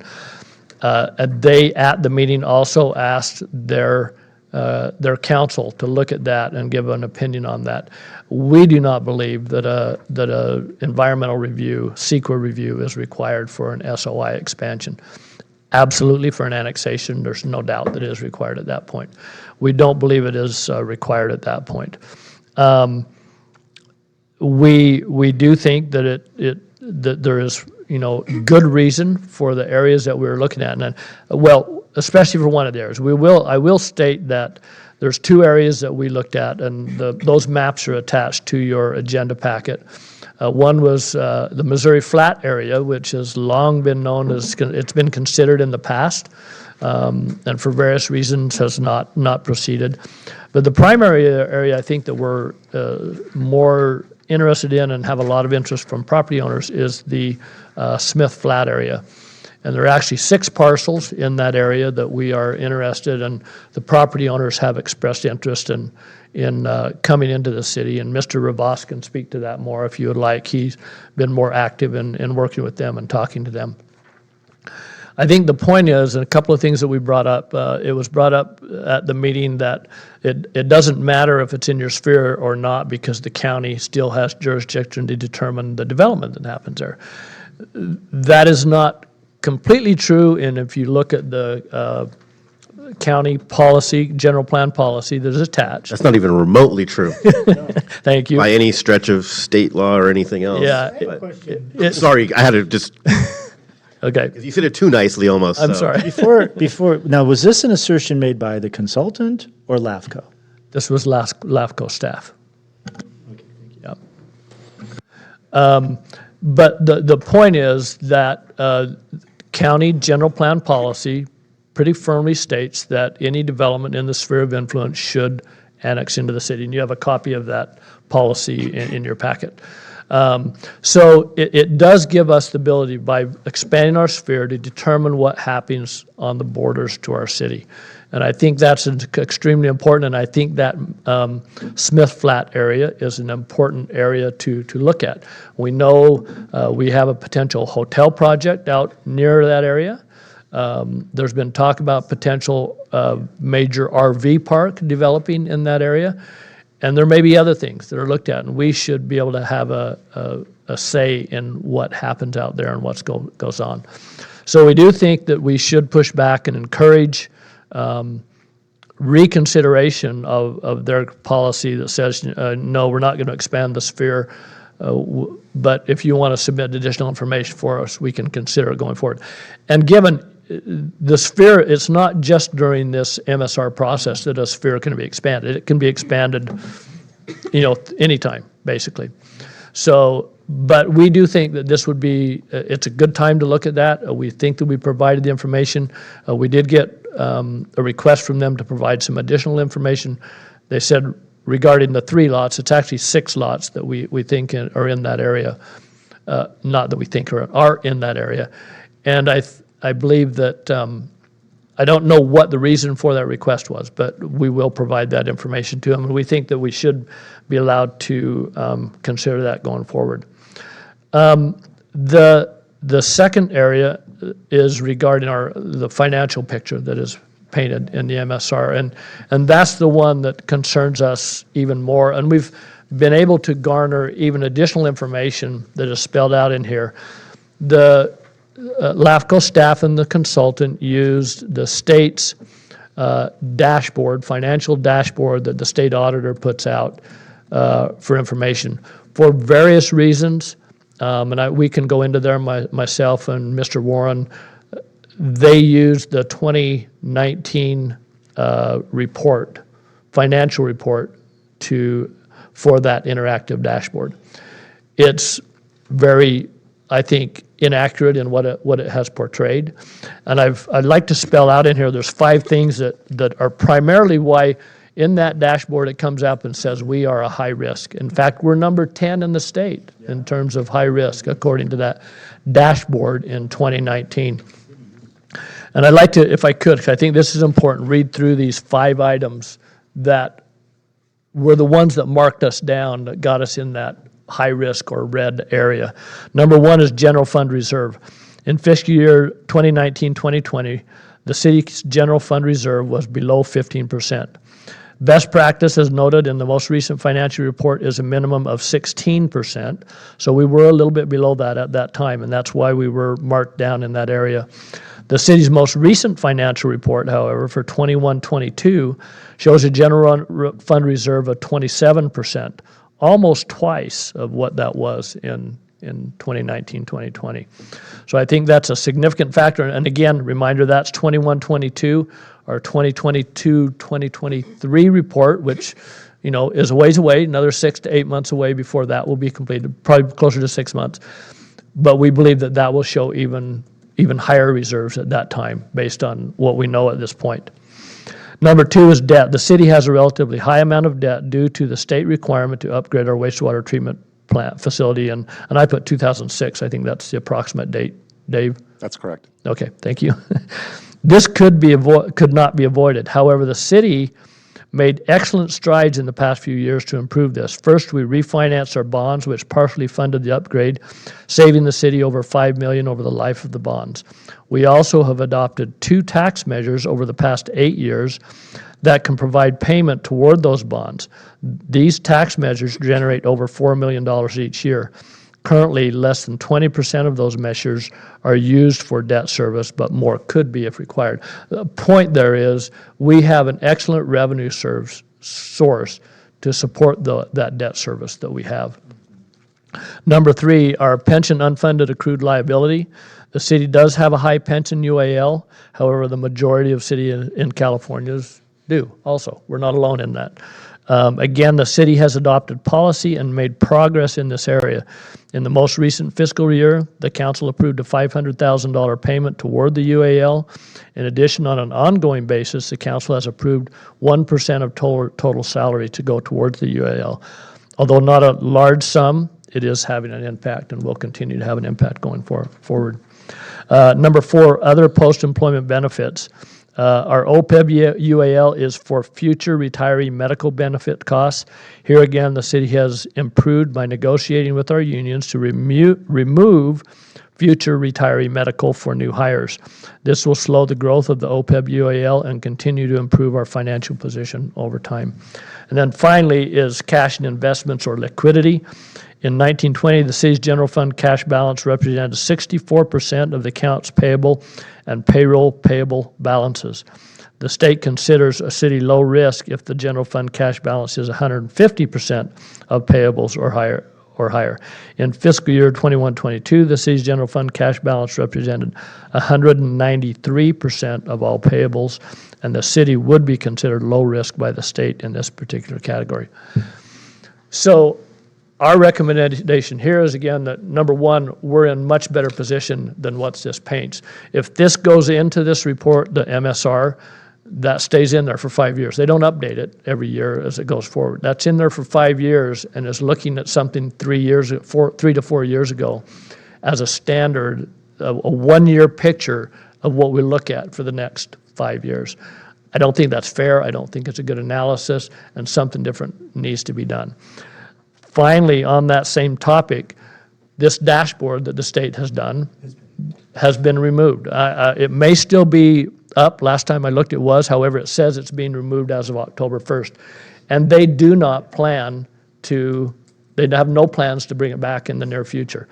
The person we talked to didn't want us to quote him, but stated that he estimated at least for the next 2 years it will not be used.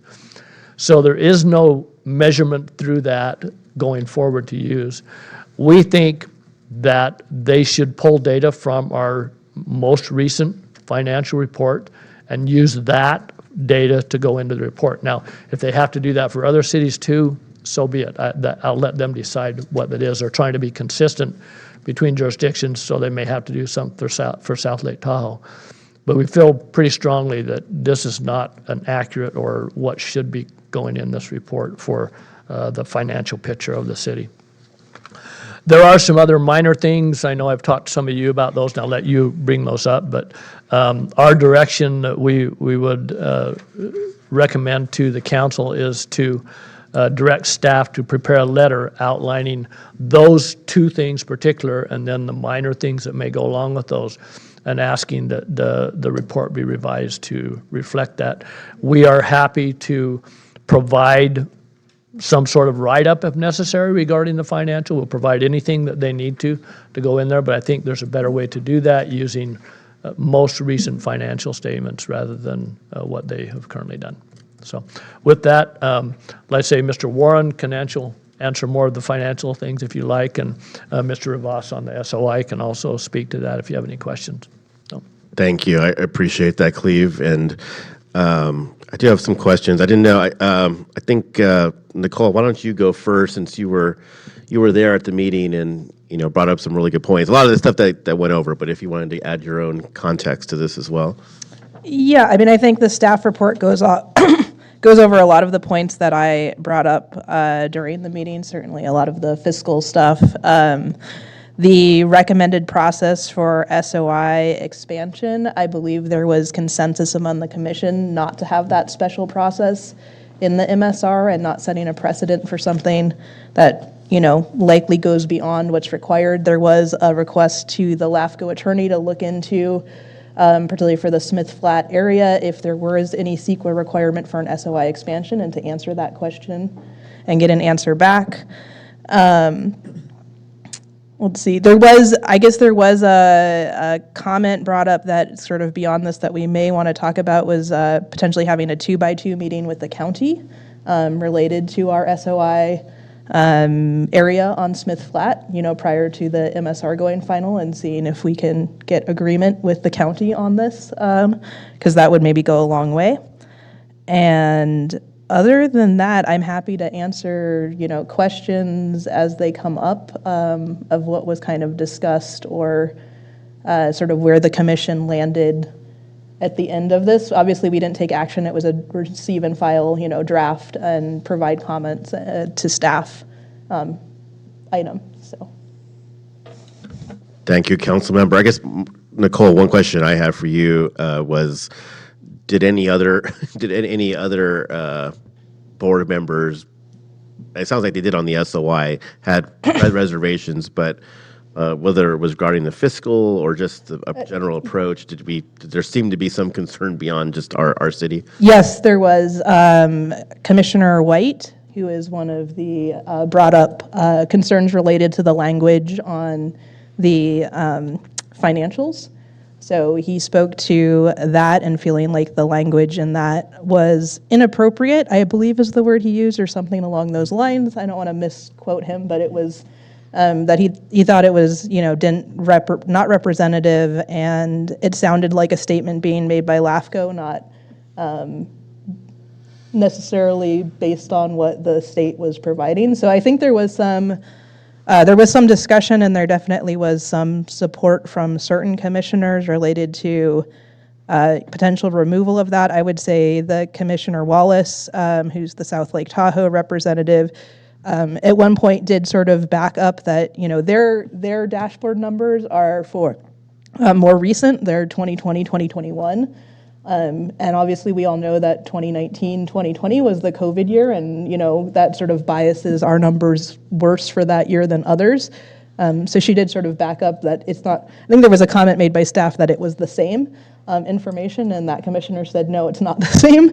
What's in the city of South Lake Tahoe is not the same as what's in the city of Placerville. So that would be, I think also our public member did make a comment related to, there was some discussion on the SOI and whether or not an SOI revision could be used to do some cleanup work, because obviously this is an area where we have a hole. So that was another sort of statement made outside of, my comments on this item. I dominated the conversation, to be honest, but. Good. Well, yeah. Yeah, exactly, as it should be. Question I have for staff, and Nicole, if you know this as well, or John, the 19 and 20, was that just like because that was the last year on the dashboard, or was that cherry picked? I'm just wondering where that. I want to add. That was the last year on the dashboard, and what happened, I've explained it in the report here, but the 2021, there was an extension for your single audit for 2021 to September 30th. So a lot of those had not been turned in. They chose to accept those reports until August 15th, before they were actually due. And any that came after that August 15th date, they did not allow. Dave, you want to comment further That's on that? absolutely correct. And the interesting thing was there was 50 cities that were left off that report, which could potentially skew, if you leave those out, that's going to skew your numbers when you compare city to city. So Yeah, that's at least, 20%, more or less? normally, yeah, there's like 5 or 10 cities that are, don't make it on time. But yeah, but they never updated the dashboard. In other words, when the financial statements were made available, they didn't update that report. Right. Gotcha. And the website, and I haven't looked at the website, but the website clearly states that they're going to be taking this stuff down. So I'm just imagining, if I'm LAFCO staff, am I talking? I mean, beyond just looking at the website, am I actually having some type of conversation with, what is it? The state auditor. State auditor's office on this. And then did we have any, did they check in with us on those numbers, or did they have any interactions Who? with us? LAFCO staff in terms of budget and this idea of SOI. Not before they originally put it in there. We filled out questionnaires and et cetera, but then they came back with a draft, and we commented on that. Gotcha. It's just very concerning that they would put a draft out with basically a whole different set of criteria that, as far as I know, have ever been used before, at least on the SOI, and numbers that obviously were going to be skewed regardless because it was a COVID year, and whether that would be a baseline for anything as you look forward on a report. So anyways, my comments for now, but questions, comments? I was on the I am on the ad hoc committee. We're having a meeting in a couple of weeks, I think. I was there for the reveal of the first draft when we had staff commenting on all of this. I am a consultant. I have been one for many decades now. The lack of rigor, and then the lack of even wanting to figure things out in this process has been remarkable. The report that I saw as a draft, even though I'm assuming that very first draft was supposed to be almost like an admin draft, right, which means it's for internal use, was embarrassing. If I had put that together, I would have been embarrassed as a consultant, because if you sit there and say that road is 10 miles long and it's 9.9 miles long, okay, you're close, 1.1. If you say that mile is 4 miles long and it's 10 miles long, you've just not really done your job. And the level and I wasn't even taking whatever staff said as the gospel, although I know these people well enough to know that they were probably all telling the absolute truth with facts and figures. I was just amazed at the lack of a desire, and then actually almost like an argumentative approach to wanting to get more information. And then I had experiences through this process where they were asking me questions like, well, is this okay? And I said, what does staff say? I'm not finance or engineer, any of these people. Well, what do you think? And I go, I think what they tell me when they tell me it, because they're the experts in this, and I don't know, have you adopted what they want? It was literally pulling teeth.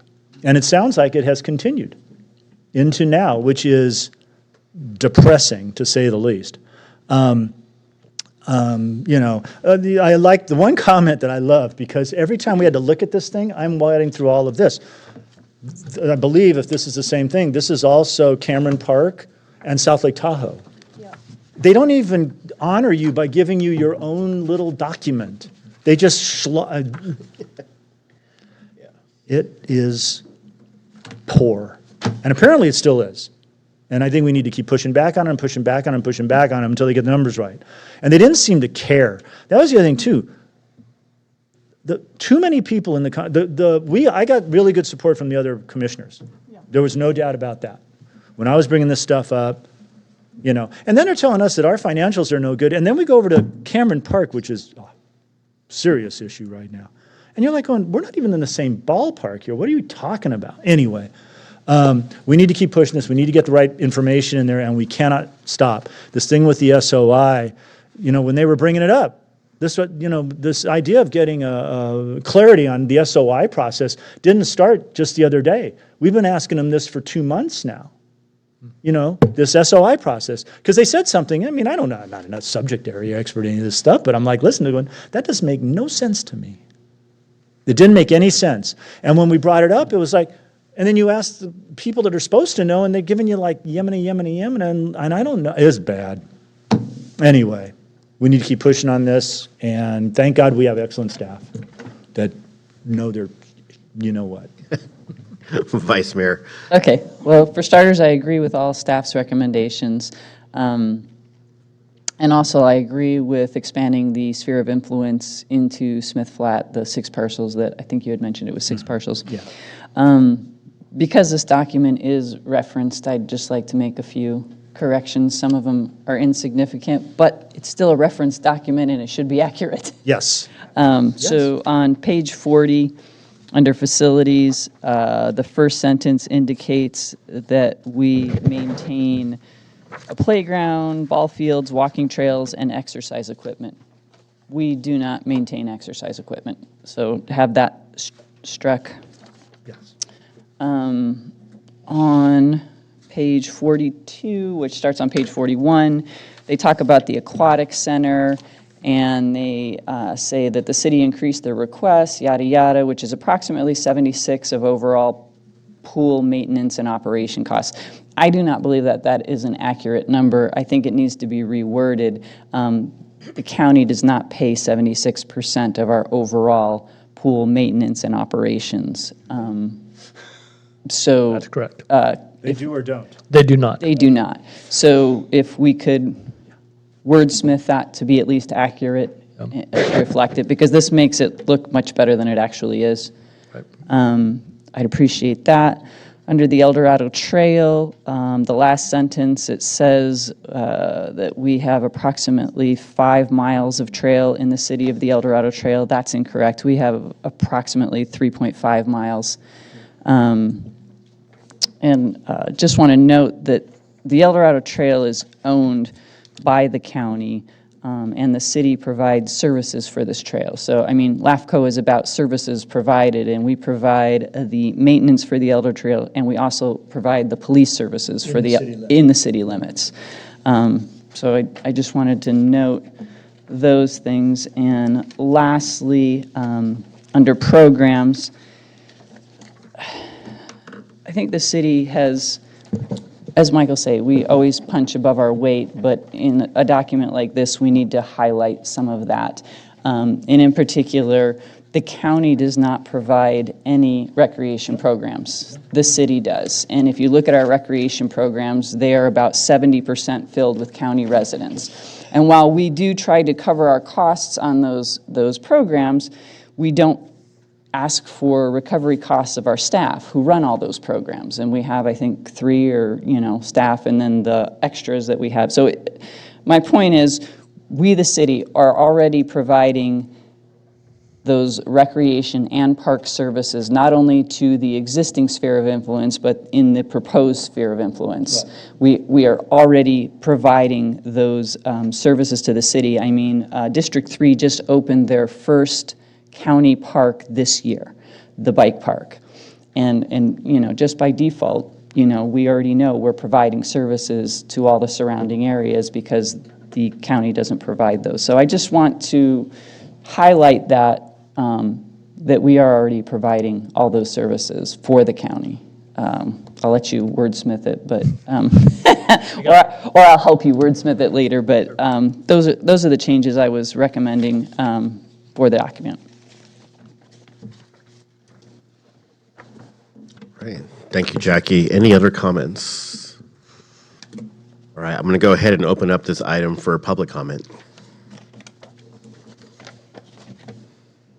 All right, seeing none, I will go ahead and bring this back to the council for further deliberation. So we have some, I actually prefer the option of providing a formal written comment back to, I think it's important for us to not just give emails or what. I think we need to have a very formal document that lays out exactly our positions on this, so that it's preserved and it's on the record beyond just staff communication on this. So there are, at the end of my report, bottom of page 3, top of page 4, 4 recommendations that I listed to be included in that letter. You can expand on those, and we can do that, and plus the things that Councilmember No just brought up, and that does include the issue of, as Councilmember Calucci mentioned, the separate documents there. Yeah. We did include that in there.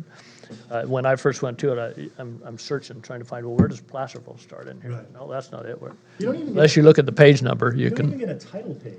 Right. You just literally, it's the end of Cameron Park CSD, and then and the city was founded in 18. I said, No, it's true, because when I got to the end of the city of Placerville, I was a couple pages into South Lake Tahoe before I went, oh, wait, yeah. You went too far.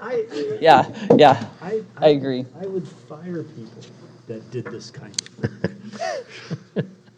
So with everything that's been discussed, I mean, is there any disagreement on what both Cleve and Nicole and John have brought up in terms of, a lot of all of us really, the concerns that have been brought up, right, about putting those into a formal response back to LAFCO and continuing, as John says, continuing to push until we get really the correct picture of what our city, the health of our city is represented correctly in this document.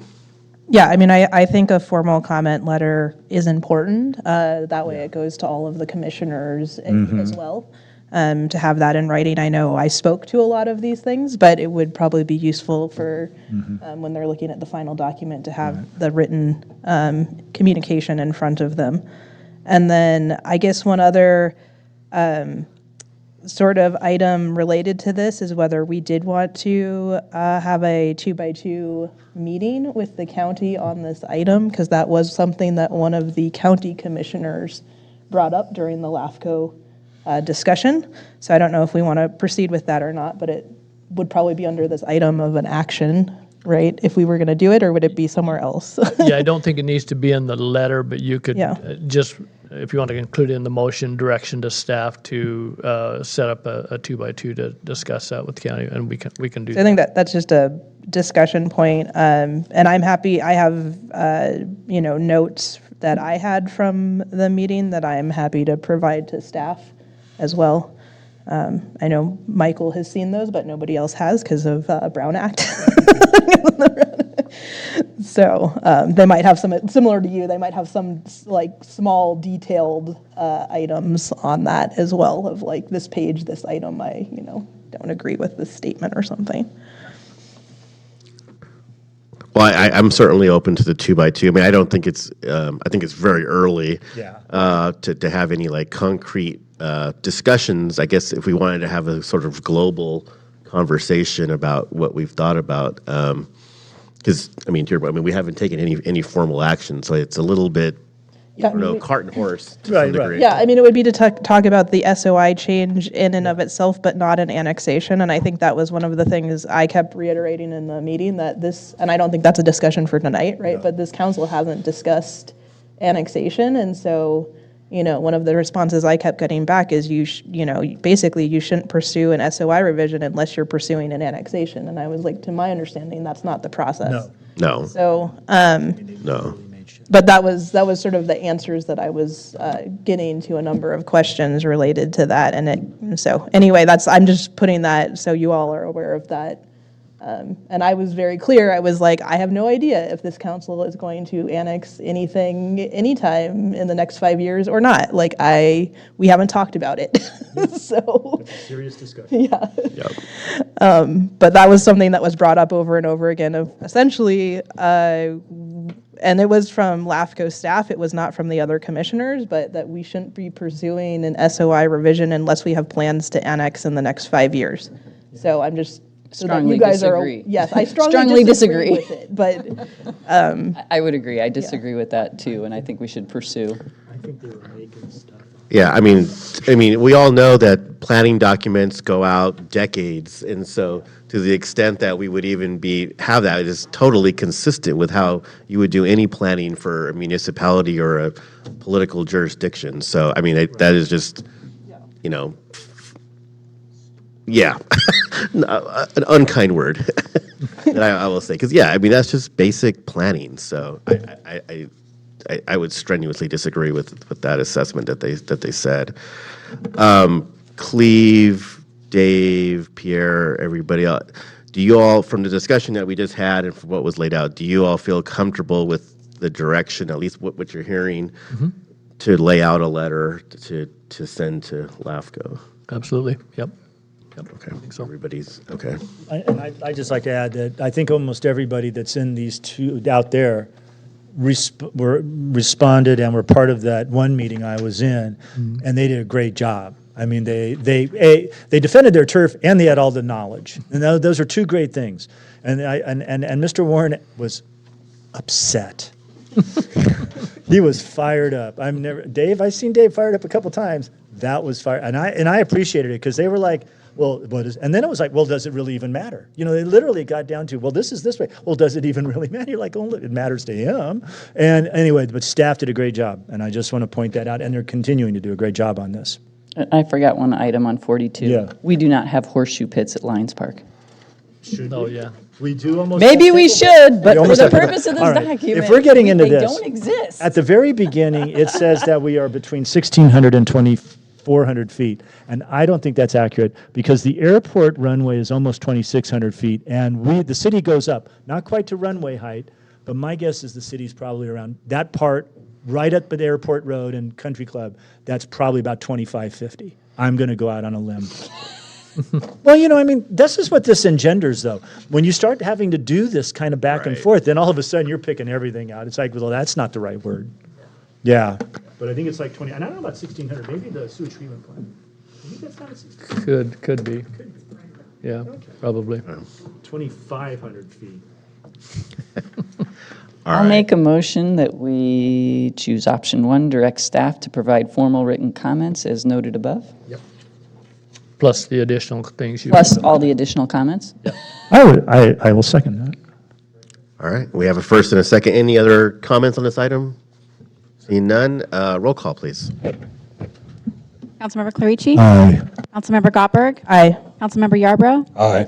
Vice Mayor No? Aye. Mayor Saragosa? Aye. Thank you.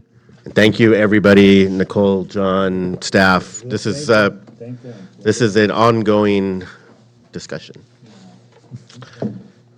Okay, moving along.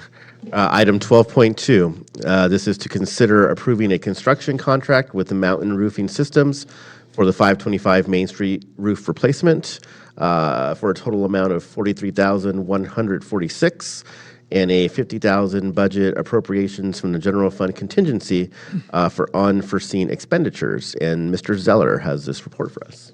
Thank you, Mayor and Council. This staff report is focused on providing, installing a new roof on 525 Main Street, which is currently housing Arts and Culture El Dorado. It's known as the former District Attorney Annex. It was acquired in 2021 and has had some tenant improvements, but it is agreed that the roof is past its useful life and needs to be replaced. So staff is requesting the funding, as the mayor said, in the amount of $43,146. And this removes the existing roof and the roof caps and installs a single-ply TPO roof in its place, along with all of the expected waterproofing of all the roof penetrations and a new roof cap around the perimeter of the building. So originally, we reached out to 5 local roofing contractors. We got 2 bids back due to it being a flat roof. And of those 2, after we received the quotes, Richard Hockett Roofing asked that we remove their bid due to prevailing wage requirements. So we did have the remaining contractor, Mountain Roofing, and they have updated their quote as of October, even though the quote still says July on it. I assure you that's the newest quote. And this quote from Mountain Roofing, if we pass this, they can get it on the schedule and get it within the next 90 days to repair. Also, this quote includes a 5-year workmanship warranty and a 20-year product warranty from the manufacturer. I would also add that of the 2 quotes, this was the lowest quote when we received the 2 quotes back. So staff is requesting that the quote be approved and that we appropriate $50,000 out of the general fund contingency for unforeseen expenditures to cover the cost, including some buffer in case there's some unforeseen issues. And I'll take any questions from the council. Thank you. Any questions at this point? All right, we'll go ahead and open up this item for a public comment. All right, seeing none, we'll go ahead and close public comment, bring it back to council for further discussion or action on this item. I'll move the item. I'll second. All right, we have a first and a second. Any other, nothing else? All right, roll call, please. Councilmember Clarici? Aye. Councilmember Gottberg? Aye. Councilmember Yarbrough? Aye. Vice Mayor No? Aye. Mayor Saragosa? Aye. Thank you. All right, that is approved. Terry, thank you very much for the work on this. Thank you. Okay, moving along. Item 12.3. Do we have to do this one? Consider the use of a professional recruitment firm to provide assistance in recruiting our new city engineer. Mr. Morris. Thank you, Mayor and Council. You're right. This is a sad one to do. We will do not want to see our city engineer leave, but we congratulate her on her new position and wish her the best going forward. As stated in the report, every position in the city we value highly, and we try to do the best we can to recruit that. In this case, I feel strongly that with the amount of work and the things that we are looking at in our capital improvement program through our city engineering department, we really need to make sure that we get the best person for that position if we can. And for that reason, I have interviewed actually 3 firms now that would be interested in providing those services if we decide to go forward with it. 2 of those I provided proposals attached to this document. The third I just talked to yesterday, and they have not provided a proposal yet, but they will. And they are very good, and I would consider them strongly if we did decide to go this route. As noted, I've just listed a very small sample of projects that we're working on, but these are some important ones that I think we need to be aware of, and just to kind of emphasize why I feel the need is to look at this. We have used recruitment firms before, and quite often they are able to reach out to a wider audience than what we typically do in our advertising that we do. So I do feel that we could get some good responses from that, and I would recommend that we at least have that option. I do want to note that I have talked to our existing staff. There are 2 senior engineers in our department already, and I will say that there is interest from at least one of those, maybe 2, but at least one of those 2.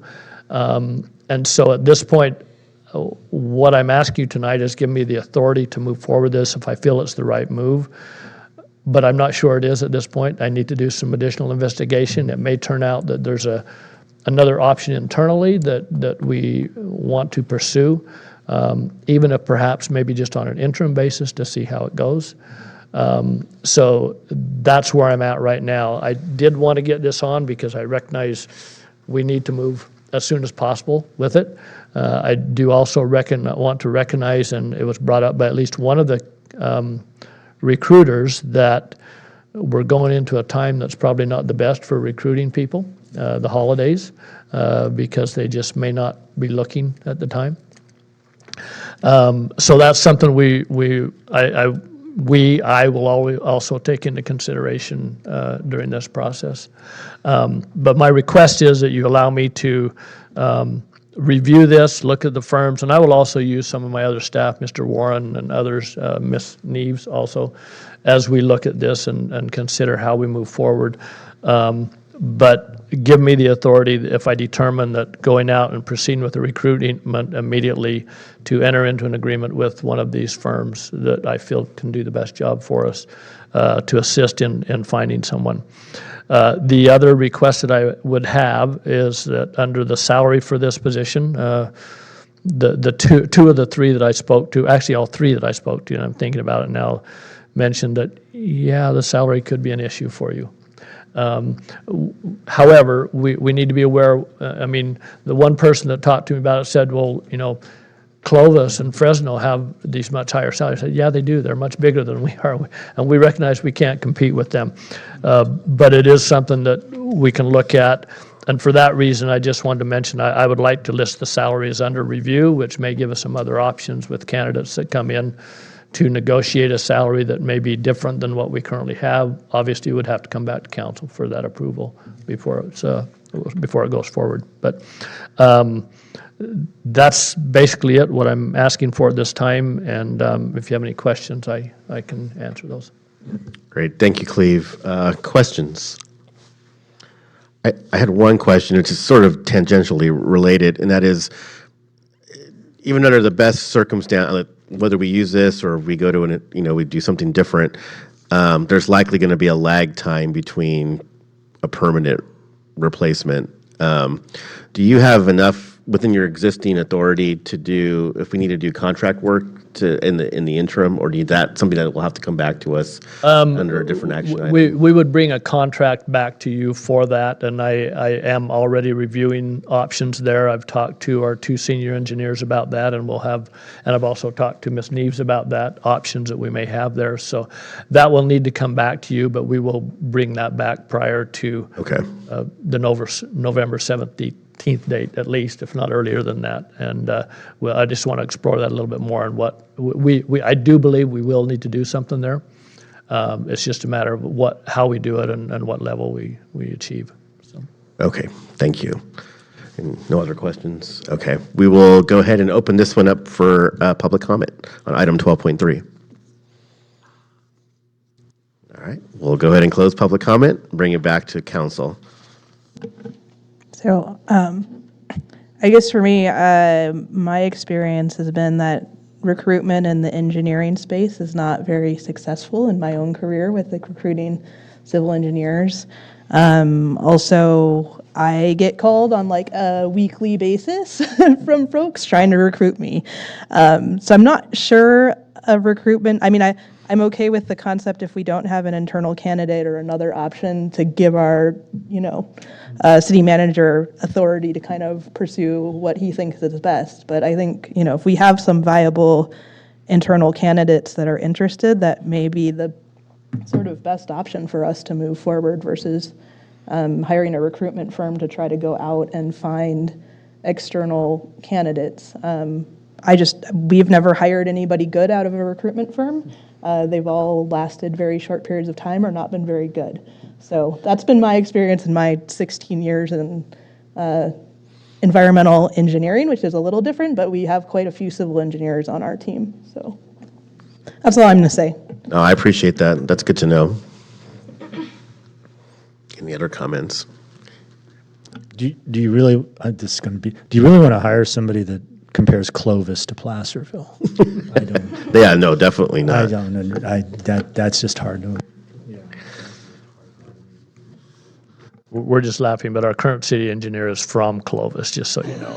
But she's never compared the two places. She never said, gosh, I wish I was back in Clovis. And, and Folsom's a far sight better than that. But I do refer to Folsom or Clovis as a flat Folsom. The thing I do like about Clovis is they have extra wide parking spaces for like the big, like the big, for like the trucks and stuff. You got to get your dualies in there. Yep. Okay, I'll make a motion for option 1, authorize the city manager to negotiate and execute an agreement with the selected firms should he see fit. A second. Thank you both for keeping us on track. Roll call, please. Councilmember Clarici? Aye. Councilmember Gottberg? Aye. Councilmember Yarbrough? Aye. Vice Mayor No? Aye. Mayor Saragosa? Aye. All right. Thank you. Thank you, Cleve. Rebecca, thank you. No, thank you. All right. This is our last action item of the evening, item 12.4, which is a consideration of alternatives to the parking requirements and direction to staff for inclusion of preferred parking requirements into the draft accessory dwelling unit ordinance. And Mr. Rivas has this report for us. Thank you, Mayor, members of the council. Give a little background. On June 27th of this year, the City Council introduced and waived the first reading of an ordinance amending Title 10 of the Placerville Municipal Code, the zoning ordinance, regulating accessory dwelling units and junior accessory dwelling units to conform with new state regulations. On August 8th, the City Council considered waiving the second reading of the ADU ordinance. However, Council had concerns regarding the Planning Commission's and staff's recommendation to require off-street parking in accordance with the city's parking ordinance in those cases where off-site parking is not available due to substandard streets, making on-site parking a potential safety hazard. The council directed staff to return to the council with additional options for consideration, and staff is returning to council with 3 options for you to choose from. The first one is, I would just call it strict adherence to the state accessory dwelling unit law. The first option would conform with existing state law, which limits the maximum parking requirement for ADU to 1 space per unit, which can meet as tandem parking on a driveway. Additionally, the replacement of any lost on-site parking resulting from the conversion of a garage, carport, or covered parking structure to an ADU is not required. There are exceptions to this requirement, and these are ADUs that are located within a half-mile walking distance of a public transit, and this is a location where an individual may access bus, train, subways, etc. And so any of our transit stops would qualify as that. 2, ADUs located within an architecturally or historically significant historic district. So within a historic district, we wouldn't be able to require parking as well. ADUs that are part of the proposed or existing primary residence or an accessory structure. 4, when on-street parking permits are required but not offered to an occupant of the ADU. The only example I can think of that is, what's the one over by El Dorado High School? At one time, I don't know if the city still does, we required the residents on that street to have a permit because of the parking concerns with students and everybody parking on the street. The residents couldn't park there. So that would be an example of that situation. Where there is a car share vehicle located within 1 block of the ADU, I don't know if we have any car shares in the city at this time. So that's the first option. The second option is no net loss. So the second option before the council is to have no net loss of on-site parking in the event, say for example, a garage is converted to an ADU. This would require that the parking for the primary dwelling that is lost be replaced. No additional parking would be required for the ADU, and pursuant to the current zoning ordinance, a single-family dwelling does require 2 on-site parking spaces. So this is just an attempt to at least maintain the required parking that we had for the existing single-family residents should a parking stall be lost due to the ADU construction. And then the last option is require on-site parking on substandard streets. So this option is to adhere strictly to state ADU law with the requirement that for public safety, if an ADU is added to a parcel, accessed via a substandard street where there is limited or no off-site parking, parking would be required to be on-site. As previously discussed, the principal concern is the impediment or interference with emergency services.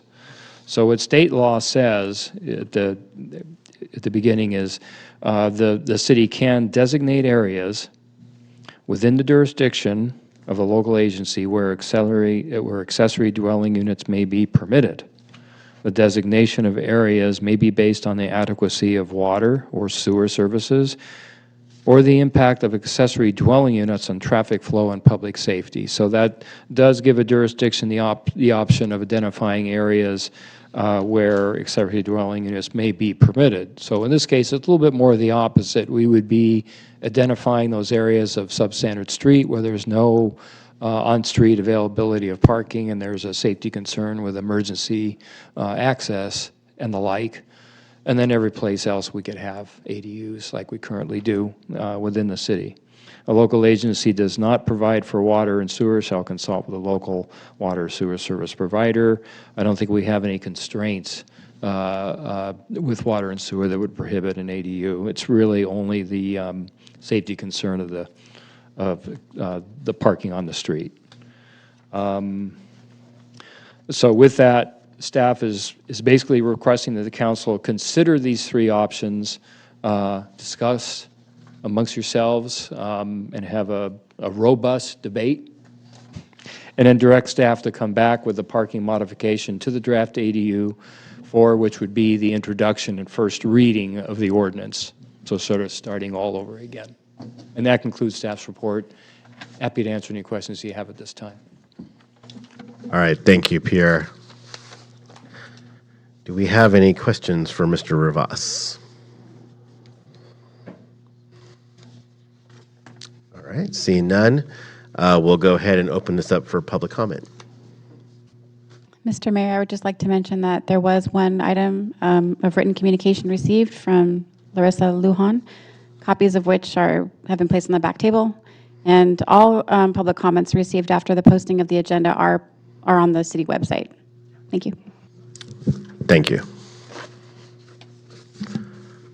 Okay, seeing no takers on public comment, we'll go ahead and close public comment, bring it back to the council for further discussion or... I mean, I've stated my position multiple times on this, so I don't know that you all need to hear it again, but I will say it one more time. So, I mean, for me, I like option one, but I like actually making that even not as restrictive. So I like on in parking, essentially going with the lined out text that was there prior to the Planning Commission's modifications, which would be no additional parking shall be required for an accessory dwelling unit when a garage, carport, or covered parking structure is demolished in conjunction with the construction of an ADU, no parking replacement shall be required. So that is what I would like to see the language. I think I've outlined my arguments for it multiple times. Happy to keep answering questions or stay more if anybody would like, but I don't need to rehash that, I don't think, at this point. No, that makes sense. Thank you, council member. Okay. Go for it. I'd like to say my position is going back to the state housing law where it says designate areas within a jurisdiction of the local agency where accessory dwelling units may be permitted. The designation of areas may be based on the adequacy of water and sewer services and the impact of accessory dwelling units on traffic flow and public safety. I don't think that we have typical streets. Our streets were made for horses. I think that we need to look at all of those when making those decisions. I understand had been brought up, well, you just have police and enforce the no parking and have them do that. And then there's the reality of our limited police department and putting that burden upon them. For those reasons, I am in favor of option 3, staff's recommendation to adhere to the state ADU law with the requirements that for public safety, if an ADU is added to a parcel accessed via a substandard street where there is limited to no off-site parking, parking would be required to be on-site. As previously discussed, the principal concern is the impediment interference with emergency services.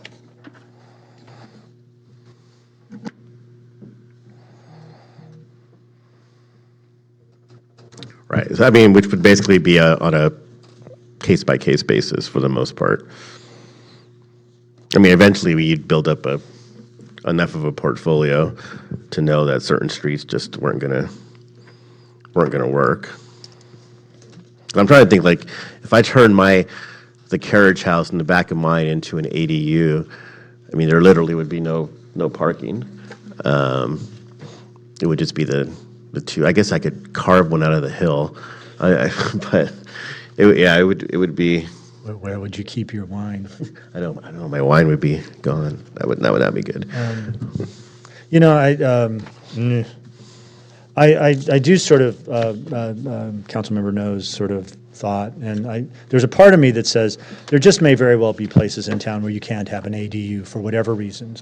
Where I live, I could not have an ADU. Most of the houses on where we live, just because of the way the houses were, we have plenty big enough lots, but the way the houses sit on the lots, there's no possible way you could ever have an ADU, and so there might be some, but most couldn't.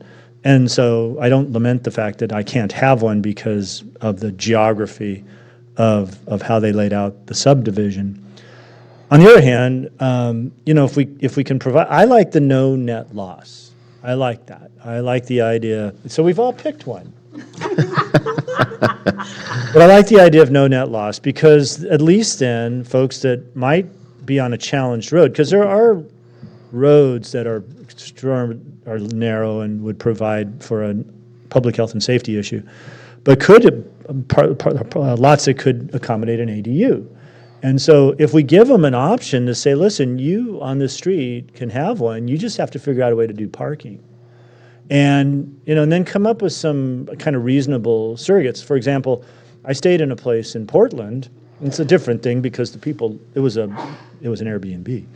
And they lived up in the upper part, and they had made a little apartment in the lower part, but they had lifted the whole building, and you parked under their building. Now, they obviously had a lot of money, but you parked under there, and so you didn't, you could park there. You didn't have to park. And there's plenty of street parking as well, but you could park there. And I think if we do that, then we allow people to have an option that addresses the public health and safety issue, but then gives them in these places that the roads may not accommodate. Because I really, even on roads that are fairly wide, we're all starting to see there on Cold Springs Road at the apartments, all of a sudden now there's people parked on Cold Springs Road, and I've lived in this town a long time, and for the longest time there were never anybody parked on the road. And then like within the last couple of years, and I'm assuming because some of those apartments are housing way more people than they're supposed to, or at least designed for, and those people need a place to park now, and they're out on the street. So I kind of like no net loss. It's in the middle, and it allows for the possibility that people can do something with their property. Okay, quick question for Mr. Rivas. So no matter which one we pick, does this still have to go back to the state? Yes. Okay. Once the council adopts an ordinance, we will provide a copy to the state. Okay, so it's a good option that we may send this back and the state may say, yeah, sorry, you can't do that. They may, but okay. In my opinion, and I'm not a lawyer. No, but I think the city has the ability of making the appropriate findings of health and safety. Okay. As I stated in the first section of the state law, that we would have the ability to make that restriction. Okay. With that question being answered, I'm apt to agree with Vice Mayor No with Section 3 with the safety. I do live on one of these horse streets, as you want to call them, on Lincoln.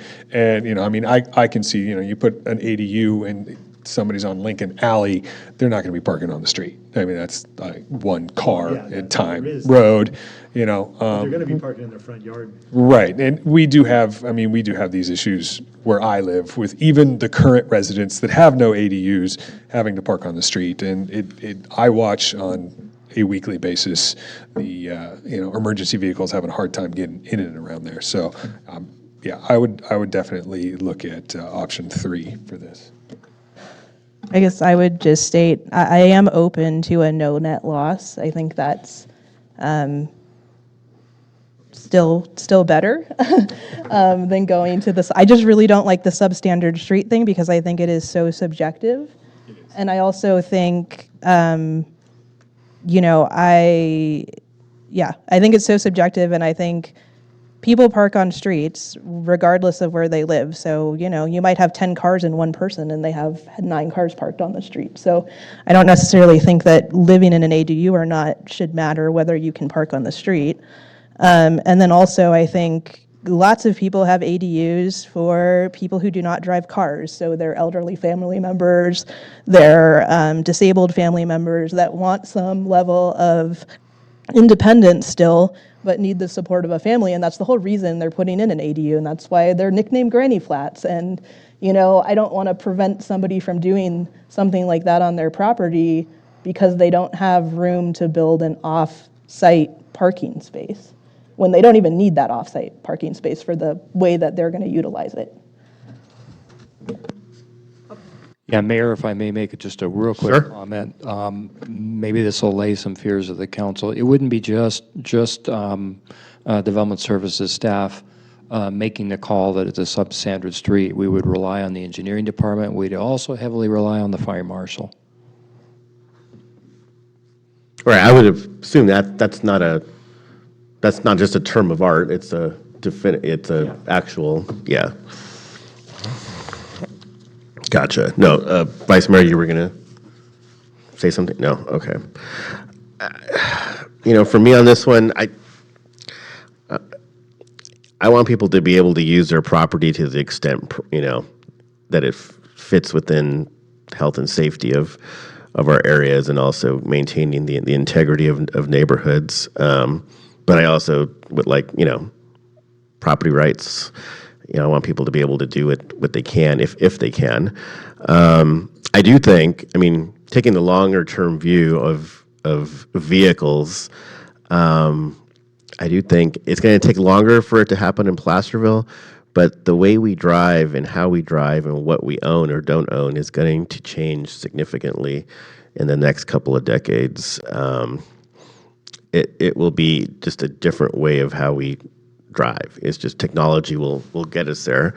So, even as we look at roads, and transportation commissions and different things, we know that we're probably not adding capacity anymore. It's not likely that we're adding a lot of capacity projects anymore, not just because of environmental rules, but just because we also can foretell that transportation will change in the future. And so I see a little bit of that in this, in that, I just don't think people are going to have 6 or 7 cars, anymore going into the future in the same way that we had now. So I do think some of this, in terms of cars, there's going to be a problem on the front end, and it doesn't matter what we build. We're going to be building 3 sets of apartments, and you can bet we're going to get complaints once those are in that people are going to be parking on streets that didn't have it before.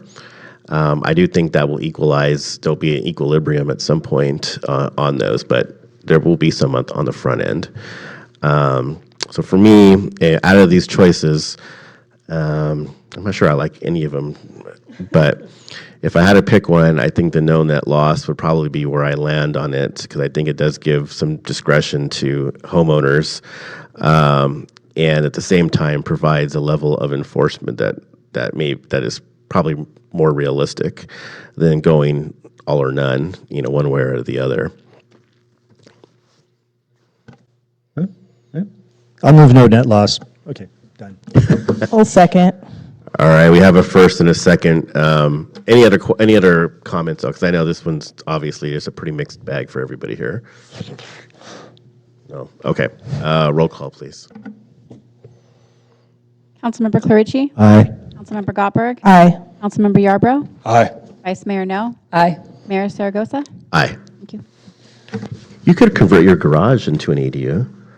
No, there's too many things in it. Well, no, but I'm saying just in, like, I could you couldn't build like a little house, but you could do your garage. I could probably like excavate the front, up, go up. You could dig a tunnel. No, just kidding. I have no desire. That's right. Well, that's true. I'm not sure my house is designed. All right. Okay. Thank you, everybody, on that. Thank you, Pierre. I know this was it third time's a charm? Is that where we're at? Something like that? All right. So to be continued, because there is more in that we'll eventually have to adopt, but that's for a later time. So item 13, which are council reports from other agency meetings. And the first one is Transit Authority. Pretty boring this month. Receive and filed the fiscal year 22-23 Administrative Operations Report. Yes. All right. EDCTC. I was forced to have the world's quickest meeting, and it was still too long. And it was like 29 minutes, and it was still too long. And we took 15 minutes of it saying goodbye to that woman over there. And it was still too long.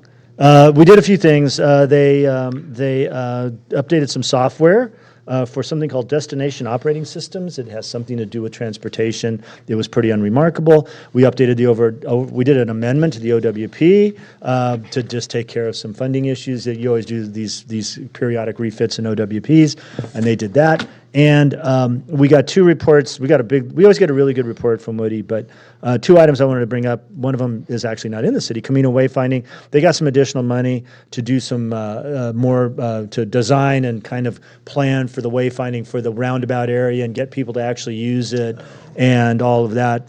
And so that was really cool. And then the Greater Placerville Wildfire Evacuation Preparedness Community Safety and Resiliency Plan participated in a monthly Greater Placerville, that word again, and they projected awarded $75,000. They got some grant money to continue this work because it's sort of a bubble around the city. It's the Greater Placerville area, and this is the one that has like pinch points, evacuations. It sort of designs these things, how you would access and egress through the areas, substandard bridges where you would not have 2 lanes of traffic and stuff, things like that, and roads, some of the roads that are too narrow.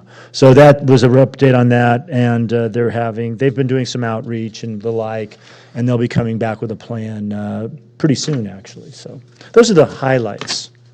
All right. Thank you. Yes? And that's why my meeting was faster. Yeah, I know. Boy, they just like, wham. Anyway.